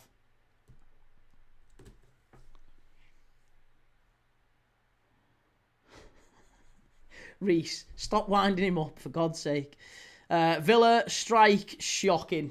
Shocking.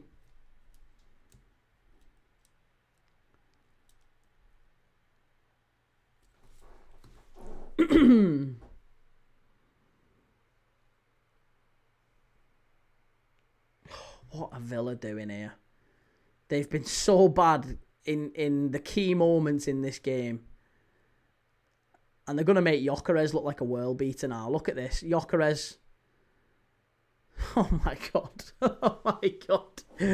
Oh, they're so bad. Archie says, man, I'm worried. I don't want Arsenal to win the league. Yeah, you don't have to worry about that. Arsenal aren't winning the league, mate. Arsenal aren't winning the league. Don't worry about that. The Legend FK says, it's definitely rage bait. No one in the Premier League is anywhere close to Maradona. Well, have you not seen James Garner tonight for Everton? You can't have watched the Nottingham Forest highlights then. Jaden says, so boring this Wolves match.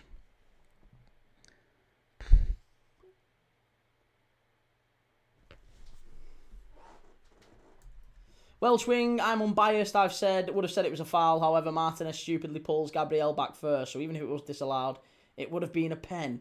Oh, behave yourself. Come on, mate. Come on.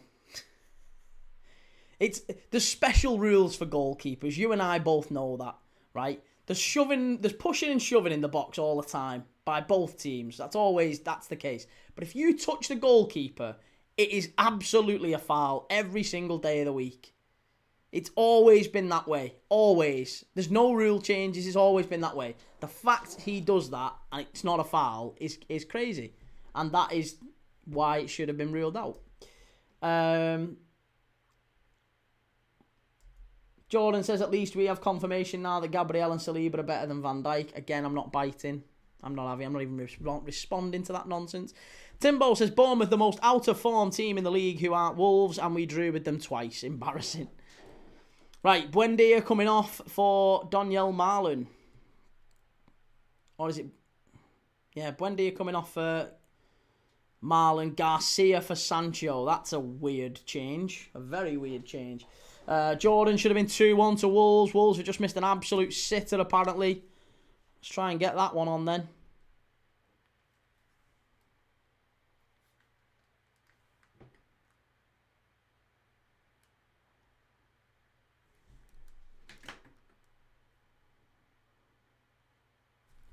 Senna Lamans, honestly. Joe says we are 9th. Right, a Rockadari's come off for Wolves and Jorgen Strand Larsen coming on.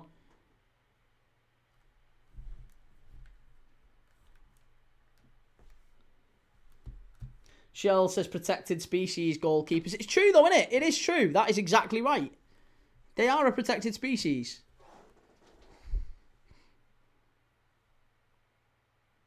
Joe says the How Out Brigade will go back into their bedrooms now, buzzing. Hey, only for now though, mate. You'll only take another result. Another result and they'll be straight back out. It's exactly the same as the slot out crowd. It's exactly the same. Newcastle played Burnley. They've won. They've won away. It's all good. You got Palace next week. And then Leeds the week after. If you drop points in both of those games, he'll be getting the pressure again. Jonah says, good save, to be honest, and a sitter. I keep forgetting it's Cunha's old club. Oh, yeah. To be honest, I forgot about that. Odegaard, miles over the bar, that from Odegaard. That's poor, very poor.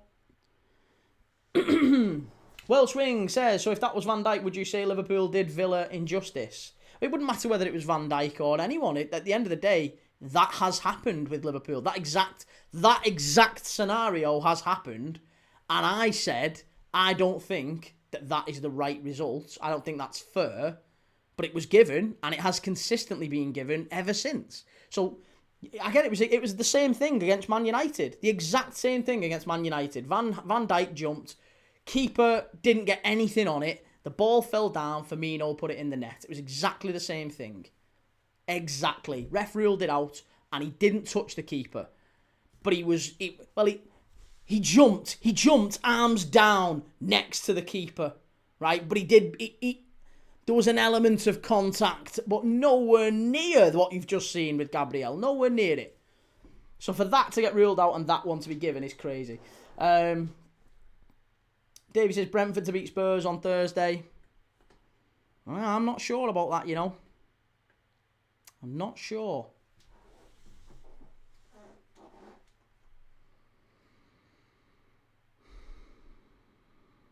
Here's Daniel Marlon for Villa.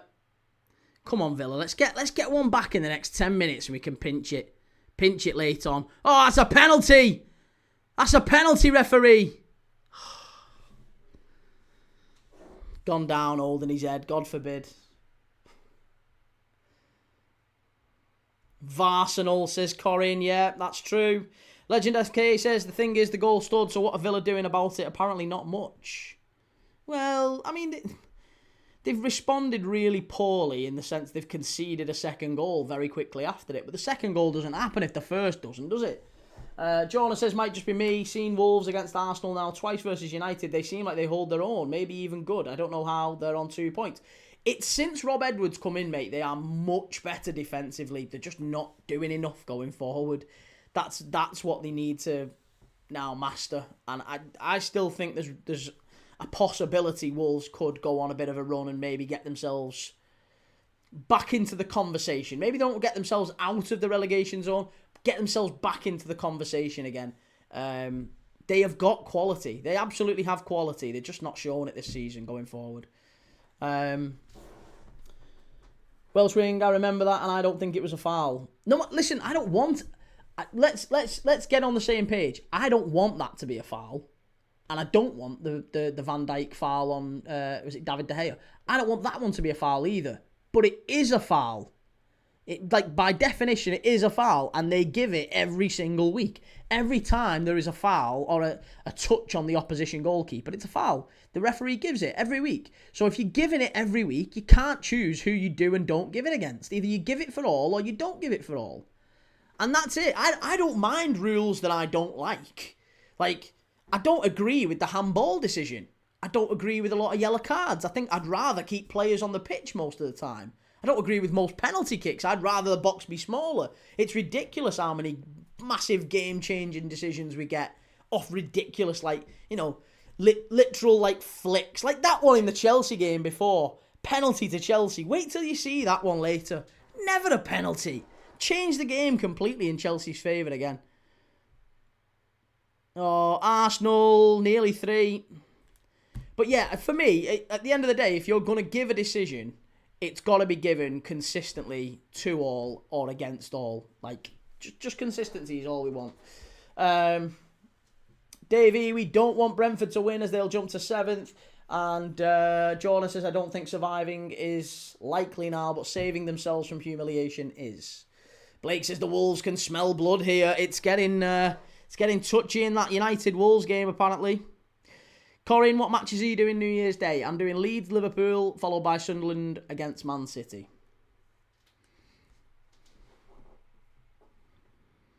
Timbo says decisions are never going to be consistent unless you have the same referee on every single game. Well, unless there's a clear directive. I think that's... I feel sorry for refs.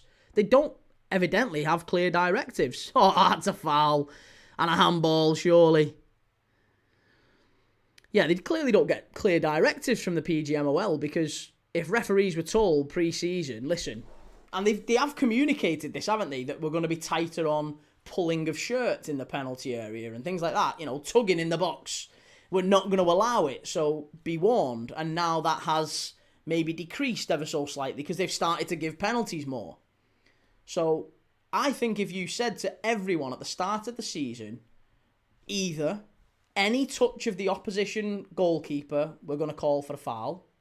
They wouldn't start crowding the opposition goalkeeper the way that they do now. I'm telling you, that would stop. That would stop instantly. If the PGMOL said, anyone who touches the goalkeeper during a corner, if we see you touching him, it's going to be deemed impeding the opposition goalkeeper. It's a foul, right?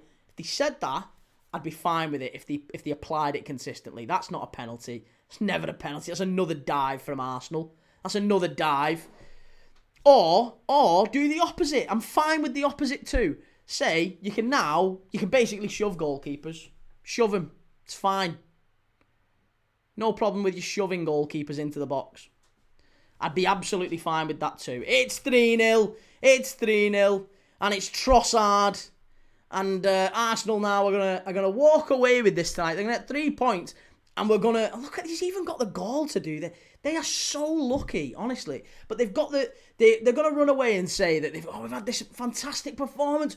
3-0 against the mighty Aston Villa who've been on this great winning run. No. Oh, is it going to be ruled out? Please be offside. Please be offside. Or a check. Yeah, come back. It's no goal. Come back, soft lad. It's no goal. Come on.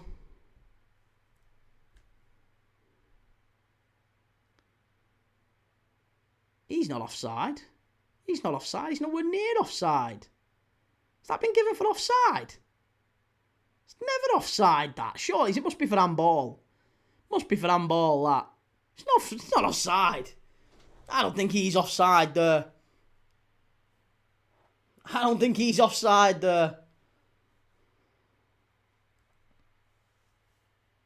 I really don't think he's offside. Lily Mungareza says Arsenal are the best.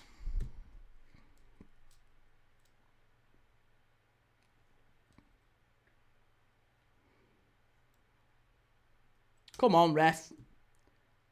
Give the offside and move on. Full time, Rangers 2, St Mirren 1. He's going to give this, isn't he? He's going to give this. I'm telling you, he's going to give it. Oh. He's going to give it. Telling you, it's dragging on far too long. It's going to get given this. Game's going to be a dead rubber. If he gives this, game's over. Come on. Rule it out. Get it ruled out. He's not off. Oh, it's for that one now. Right, well, that one might be offside. That one is a potential offside. The first pass might be. Timbo says, let's go to Old Trafford. I can't do the United game, no, mate. I can't do that. People are expecting the Arsenal Villa game, so I've got to stick with the Arsenal Villa game. I can't just switch mid-game. That's not fair. Blake says it's a battering. 3-0. It is. It's going to be 3-0. I think he's going to give it. I think it's going to be one of them. I think it's going to be goal. Honestly, and this is where the reframing from the Arsenal fans will start. What a performance. No, it's not what a performance. It's been very fortunate. There you go. Goal given. Goal. 3-0. Shocking.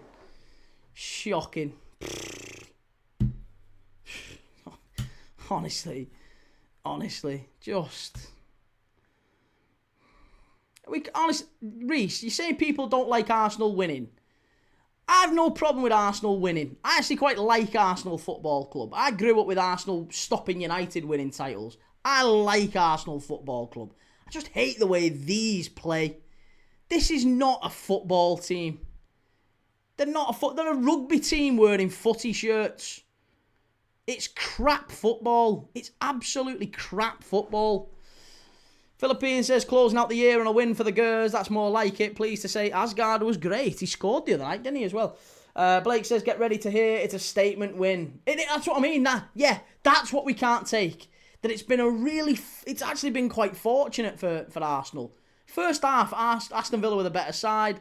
They get a really fortunate first goal. They've added a couple of quick ones to add a bit of gloss to it. But let's be honest, it's a very fortunate, very, very fortunate win. Celtic lose 2-0 to Motherwell. I think that well could be the end of Wilfried Nancy. Christian Norgard coming on for Mikel Merino for Arsenal. And Timbo says Arsenal on course for 90 points, although they've been on course for more than that previously. I still don't think they'll win the league. Still don't think they'll win it. GTFC TV says, I want Arsenal to win the league, but I believe the best footballing side should win the Prem, and that team is City. Davey says, debut for Mantato and Lenny Yoro also on for Man United. Says an awful lot that Man United are bringing on centre-backs against Wolves while they're still level in the game. The Legend FK says, Hearts for Scottish Premier League. We hope. It'd be nice to see someone different.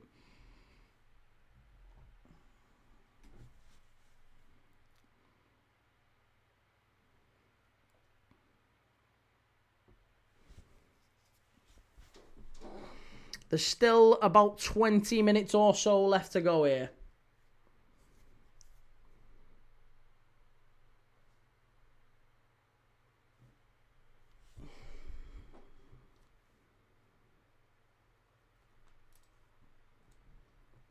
Timbo says, Arsenal wouldn't be out of place in the 1980s. Serie A Catenaccio. It is very, it is, isn't it? It's very Football Italia. It's very Football Italia. Welsh Wing says, well, remember when I said you can't blame Arsenal if Villa lose, blame the first half chances that Villa scuffed. It's more that I don't want to see Arsenal playing this way, mate. I know it's like a purist way of looking at it, but I hate the way that we've got a properly top, and they are a top Premier League side, and I hate the way they play. I feel like it's the identity of this being a top football side irks me. It annoys me because this is not how football should be played. It's frustrating, and I think when Arsenal don't win things, it's a win for football as a whole.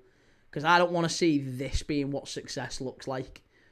I want to see teams taking chances. I want to see teams committing bodies forward, and you don't get that with Arsenal. They're very, very risk averse. They're very safe. They play heavily on set pieces. They don't do enough of the stuff that I believe City and Liverpool have been very, very good at in recent years. Easy that. Jimmy P says long throws and set pieces just gets boring. Well, yeah. And Joe says that's why when City win the league, it doesn't bother me. But at least City have, again, they play decent football. They play football front foot. I don't feel like Arsenal do. It's George Graham 2.0. Yeah, and they've pointed to George Graham in the stands then, didn't they? That's why. It is George. 1-0 to the Arsenal. That was the famous song back in the day when George Graham was manager. Welsh Wing says, to be honest, I don't think any team this season has played top tier. Even City have been boring at times. Probably a case for that. Yeah, I think City have been poor at times. They've been very poor. But I think they've always tried. They've always committed bodies. They've always taken risk, taken chances, and like I said, tried to win games. I don't feel like Arsenal do that, especially in the big games. In the big games. Apart from like when you see Arsenal at Real Madrid last year and then they fluffed it against PSG. I just think Arsenal... I think Gabriel, did he get his finger stood on then? Oh my God. Jimmy says, honestly, the fan base are really winding me up. It's how arrogant they get. And I Am Crute says, Wolves are actually going to get something against United. They nearly scored. It's twice now, isn't it? Wolves have been flying. Miles Lewis Skelly coming on and Gyökeres going off. It's also Gabriel Jesus coming on. So Gabriel and Gyökeres off, Lewis Skelly and Jesus coming on. But I would agree with that Welsh wing for what it's worth. I don't think many teams have played like really exciting football this season. It's been a weird season, hasn't it, in many ways. But it's more, like I said, it's more the identity that frustrates me with Arsenal. I think that comes from the manager. That's why I have no issue with Arsenal as a football club or even this Arsenal team. I actually quite like a lot of the players. I like a lot of the players. I just don't like the manager and the way he sets them up and then the arrogance that comes with it. It's incredibly arrogant for a team that has won absolutely nothing and spent more than pretty much everyone. Like, they behave like a team that should win and will win, and they don't win consistently. That's the one consistent with Arsenal, is they don't win. Oh my God, and they've scored 4 just as I'm saying that. Oh, it's Gabriel Jesus as well. And I'll tell you something, the one thing I will say about Arsenal, he should be starting. He's the best centre-forward by a country mile. Gyökeres has been off the pitch 2 minutes. He's stuck one in the bottom corner. That's the one. If Arsenal took one note from tonight, that's the most important thing. If I could give Arsenal one bit of advice, start Gabriel Jesus. He is top quality. And if they sold him in the summer, which I think they probably might, I think they probably might, because they seem to love Kai Havertz and they seem to stick with this moron who they've signed up front. I'm telling you, I'd have him at Liverpool. He's top quality, Gabriel Jesus. He's absolutely top quality. Welsh Wing says, where's this supercomputer? I know, where's he gone? He's disappeared. He told me he gets them all right. 4-0. Joel says, remember when Arteta blamed the ball against us, Key? Absolutely embarrassing. And Timbo says, I think Chelsea are quite entertaining for a neutral. They give me heart palpitations. Craigie Sim says, that's because Villa have opened up, though. It's true. Listen, it's only going to come back. It's all going to come back to the fact that Arsenal shouldn't have had that first goal given. Like, it all comes back to that. Whatever way you want to dress it up, however you want to dress it up, if Arsenal get that first goal ruled out, as they should, it shouldn't have been given. If that first goal gets ruled out, then it's a completely different game. Completely different game. They'll win this 5-0 now. Look at this. They're on the attack again. They're absolutely shocking, Villa. Oh, nearly 5-0. I Am Crute says, how are Arsenal actually going to behave when they've won something? Well, that's true. Kai says, Aston Villa getting absolutely destroyed. And Timbo says he's a great overall footballer. I like him. Yeah, I like him. Welsh Wing says, Saka, for God's sake. Another overrated footballer, Bukayo Saka. Long ball here for Villa. Put them out the misery, Arsenal. Get a 6th, for God's sake. Go and get 5 and 6 and put them out. Kai says, chance Liverpool in the race. No, listen, Liverpool aren't in the race. Not this year. We were never in the race. From day dot, we were never, ever going to be in the title race this year. We've changed 40% of a title-winning side. So, if we change 40% of a title-winning side, you generally don't win the title the year after. Craig Shim says, Key will be on Arsenal haters react tonight. They can clip me up all they want here. It's going to be 5 here. Nearly 5. Graham says, Sesko couldn't hit a cow's arse with a banjo. And I Am Crute says, Jesus genuinely only performs in December. It's a Catholic conspiracy. Oh, Timbo, they've done this without Rice. I'm scared. Don't be silly. Like I said, Villa have had loads of players missing. Villa were the better team in the first half. They miss a couple of sitters in the first half, and then they get a goal given against them that should never have been a goal. So, case in point, the game's completely different. If those things don't happen, then it's a completely different game. Callum says, you're better off watching United Wolves, I reckon. I can't do it. I can't. Physically can't do it. It's not fair.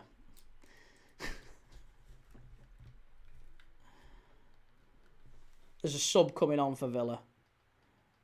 I can get dual. Can I do dual watch? Can I watch on both?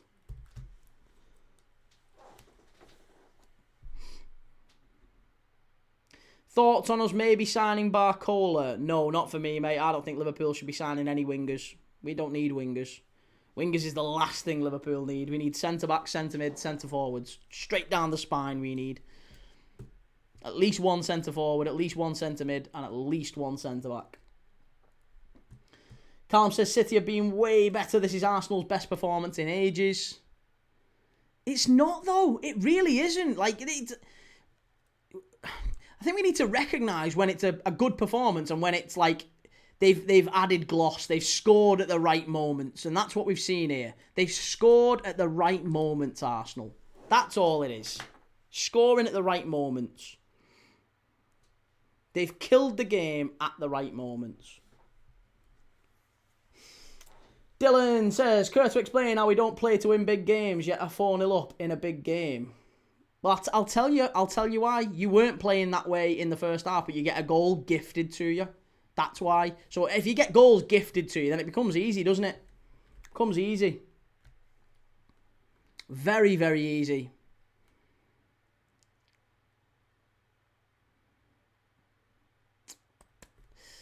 Oh, there you go. Ashy says 4-0 is diabolical. I guess if you haven't watched the game, you'll look at 4-0 and go, oh my God, Arsenal, wow, absolutely sensational performance. Wow, they're unbelievable, Arsenal, absolutely top quality, great team, all that nonsense. That's ridiculous. It's ridiculous. It's a poor performance. However you want to dress it up, it's a poor performance from Arsenal, but it's a very good result. A poor performance, but a very good result. And that's the important thing. But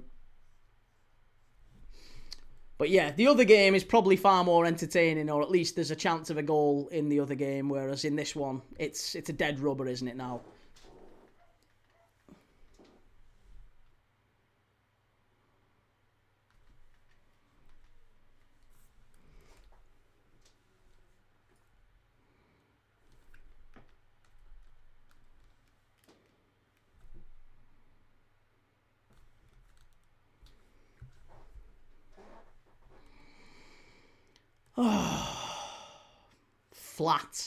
Flat now.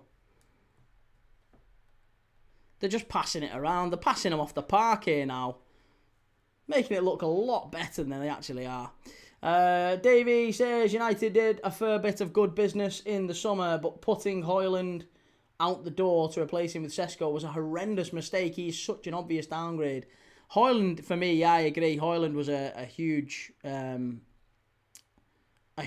player who could have kicked on in the Premier League still, but they didn't really utilise him in the way that they should have done. I think he's gone to Napoli and proven that he's got ability.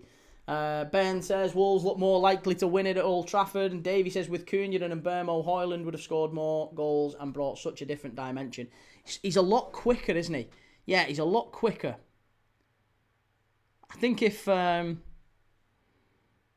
United needed a bit more pace and power on the break, Højlund would have presented a much better, out ball than someone like Xerxes or Sesko.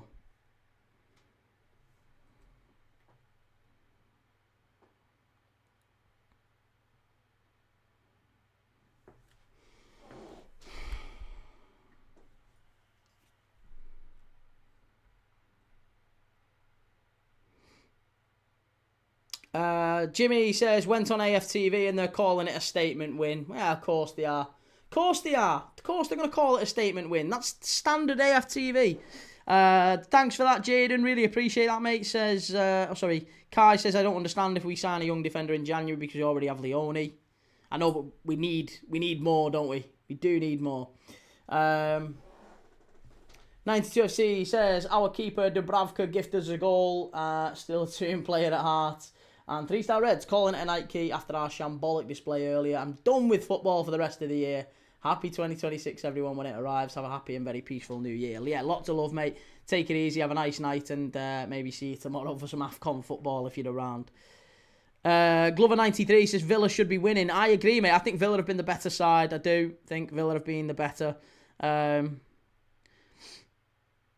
Joel says, but Key, be honest, would you be saying this if it was Liverpool in this position? I would say exactly the same as I have said with Arsenal. And I've been complimentary to Arsenal. The performance is poor. The result is brilliant. Oh, they've done it. United have done it. United have done it. And it's Dorgu again. This fella, honestly, he only turns up. Oh, offside. Please tell me he's offside.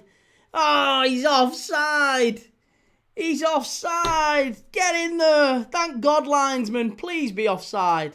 Please don't let him save. I was going to say, Dorgu, he only turns up once in a blue moon. Once in a blue moon. Please be offside. Please be offside. Oh, he's miles off. Christ, about 14 mile offside there. Easy offside. Jesus Christ, I panicked then. That would have put the seal on a truly shit night. There's no other way around it. That's a really bad night, that. That United fan is never getting a haircut. And Joe says, no, you wouldn't. Yeah, I would. I've been very complimentary to Arsenal when I have said to them, I've said to the fans, the people in the chat, they are the best side in Europe, in football. The best side. It's not even close. The best side at killing games and controlling games. They are. They are. That's a massive compliment. The result of that is that they're very poor to watch. And they are. But it is a poor performance in the sense of they have struggled in the first half. They've got a goal gifted to them, and that is what has broken the game. Right? The game as a dynamic shifts entirely when that first goal goes in. If the ref does his job, he doesn't give that goal, and the game is 0-0, and it's a completely different game. Maybe Arsenal do still go on and win it. Either way, however they've won it doesn't matter. It's a fantastic result. I'm giving them credit. It's an immense result. 4-0 against Villa.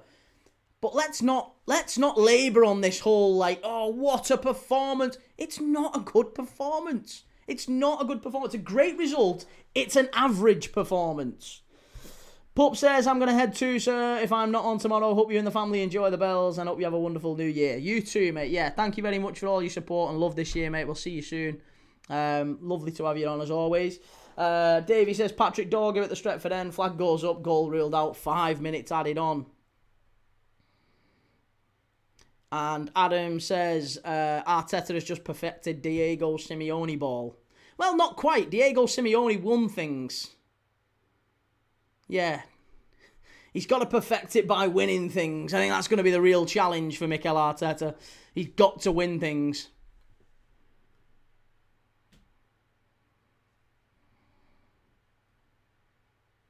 The Legend FK, Arsenal are the best team in England at this moment. I don't like it, but it's true. Yeah, agreed. Certainly at this moment, the top of the table. But I still don't think they'll be there come the end of May.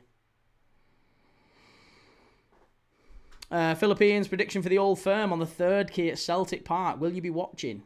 I don't think so. No, I think we've got other games scheduled that day. But I'll certainly be keeping an eye on it. My predictions for it, I imagine Rangers. I think Rangers get a result. I am Groot. Would you have Origi back now? No. No, absolutely not. Welshwing says, apparently Maresca has refused to do interviews tonight. You are joking me. He's going in. He'll be gone. He'll be gone within the week. I'm telling you, he's going. Jake says, this night needs a Wolves win the way it's been going. And Ashish says, Villa's confidence got killed. Yeah, very true. Moller Wolf coming on for Wolves. Arsenal, Villa just closing the game out here. 8 minutes left at Arsenal, Carl. I know. There's only 90 seconds left in the Wolves game. 8 minutes of added on time in the Arsenal one. Dylan, 10 points ahead. 10 points ahead? You're not 10 points ahead. You're not 10 points ahead. Certainly not 10 points ahead. 5 points ahead of City with a game in hand.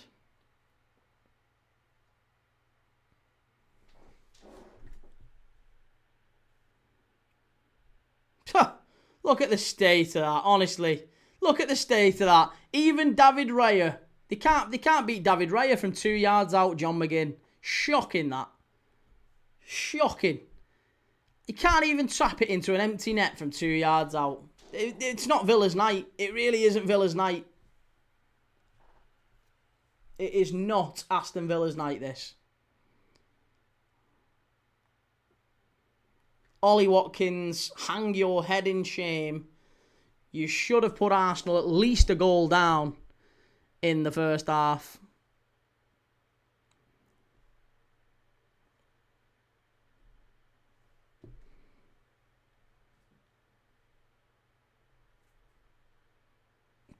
It's honestly, it's so bad, so bad.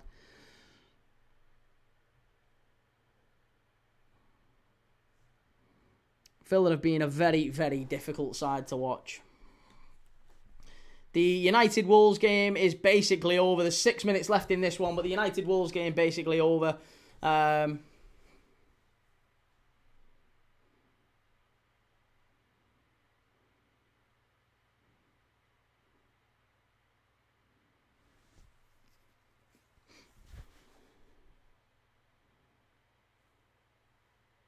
Ashi says, which game has been the best so far? Probably the first half of the Bournemouth-Chelsea game has been more entertaining than anything we've seen all night, hasn't it? Let's be honest. The Bournemouth-Chelsea game was 2-2 at half-time. It finished 2-2 as well, so second half we didn't miss a thing. But yeah, the first half of that one was a really entertaining one. Welsh Wing says, Watkins in the World Cup final, missing a goal from 2 inches out with his arse in the 98th minute will be Key's clip of the year. Fucking Ollie Watkins, honestly, if he gets in that World Cup squad, there's hope for anyone. There's hope for me and you, mate, I'm telling you. He's absolutely dreadful, that fella.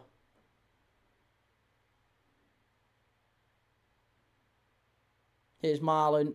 Gives the ball away as well. He's another one. Oh, and he's managed to turn it round. Well done, Marlon. Oh, there you go. Finally, Ollie Watkins. He couldn't miss that one, could he? He couldn't miss that one. Half a yard out and there's no one around him. He couldn't miss that one. It's Villa 4-1. He's been shocking all night. Honestly, if he goes to the World Cup, like I said, there's hope for anyone. There's hope for me in that World Cup squad. I hope it's offside now. I hope it's offside. Nah, he's on. Man United Wolves 1, finished 1-1 that one. Hey, what about that, David Raya? Everyone's been saying David Raya's had an absolute fantastic night. What about that? That's an absolute clanger from David Raya. Absolute clanger.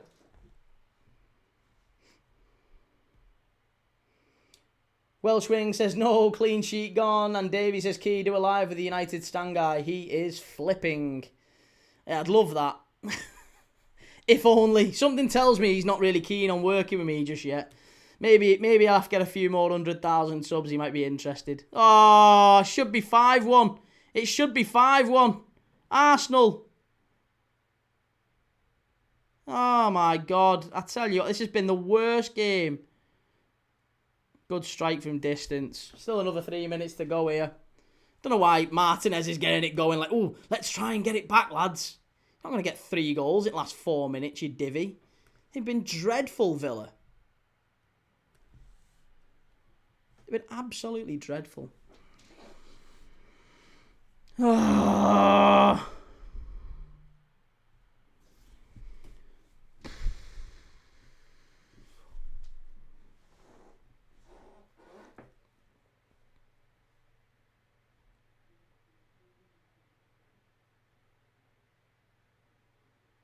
That's another foul. Come on.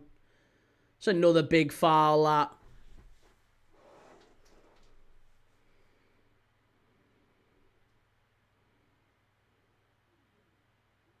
Do you know what? They probably would have claimed for a penalty for that as well, Victor Lindelof.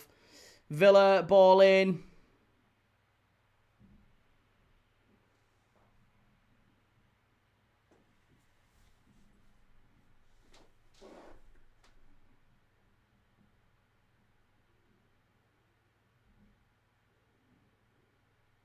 Why have they started playing now? It lasts fucking 30 seconds, Villa. They started turning up now. It lasts a couple of minutes. Huh. Ashish, do you watch WWE? I don't, mate, no.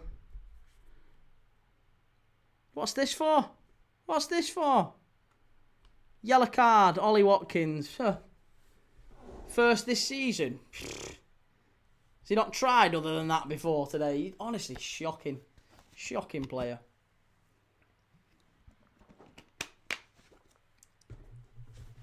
Gabriel has won player of the match for his foul on Emiliano Martinez, which has won the game for Arsenal. There you go. Player of the match for Arsenal is Gabriel, according to this. I am Crute says, I can't agree with that, Key. Watkins gave me the best moment of my life as an England fan. Yeah, listen, I know that, but I just find him a really poor centre forward. Dylan, are you watching the Man City game? I am watching the Liverpool-Leeds game, followed by the Sunderland-Man City game on New Year's Day. But tomorrow, we've got 2 games live tomorrow. 2 big AFCON games, final group games. Big big stakes riding on him. We've got Sudan against Burkina Faso. Both sides needing a result in that one. And then we've also got later on tomorrow night at 7 o'clock, we're going to be doing the Cameroon against Mozambique game. So, yeah, if you fancy bringing in 2026 with some football watch-alongs, I don't imagine there'll be too many watch-along channels live. Join the most consistent football watch-along channel, Premier League Dad. My name's Key. Like I said, I'm live every day. Villa, chance. Oh, yeah. Nearly 4-2. Yeah, live every single day. Make sure you've liked. Make sure you've followed. If you're watching this now and you haven't liked the video, please do click like. Click the thumbs up icon. It massively helps. And subscribe too. Like I said, I'm live every single day. Kane, I've just lost all hope. What a terrible night for Man United, Kane. A terrible, terrible night for Manchester United. A terrible, terrible night for Aston Villa. Arsenal 4, Aston Villa 1. A dreadful, dreadful night, it must be said. It's a dreadful night. It really is. Crazy. Yeah, there's not an awful lot more to say about that, is there? There's not an awful lot more to say about that. I'm sure we'll cover more tomorrow. I want to see the thoughts and the feedback and your predictions and everything and what you think. We'll do all the fallout tomorrow. Let's sleep on this tonight.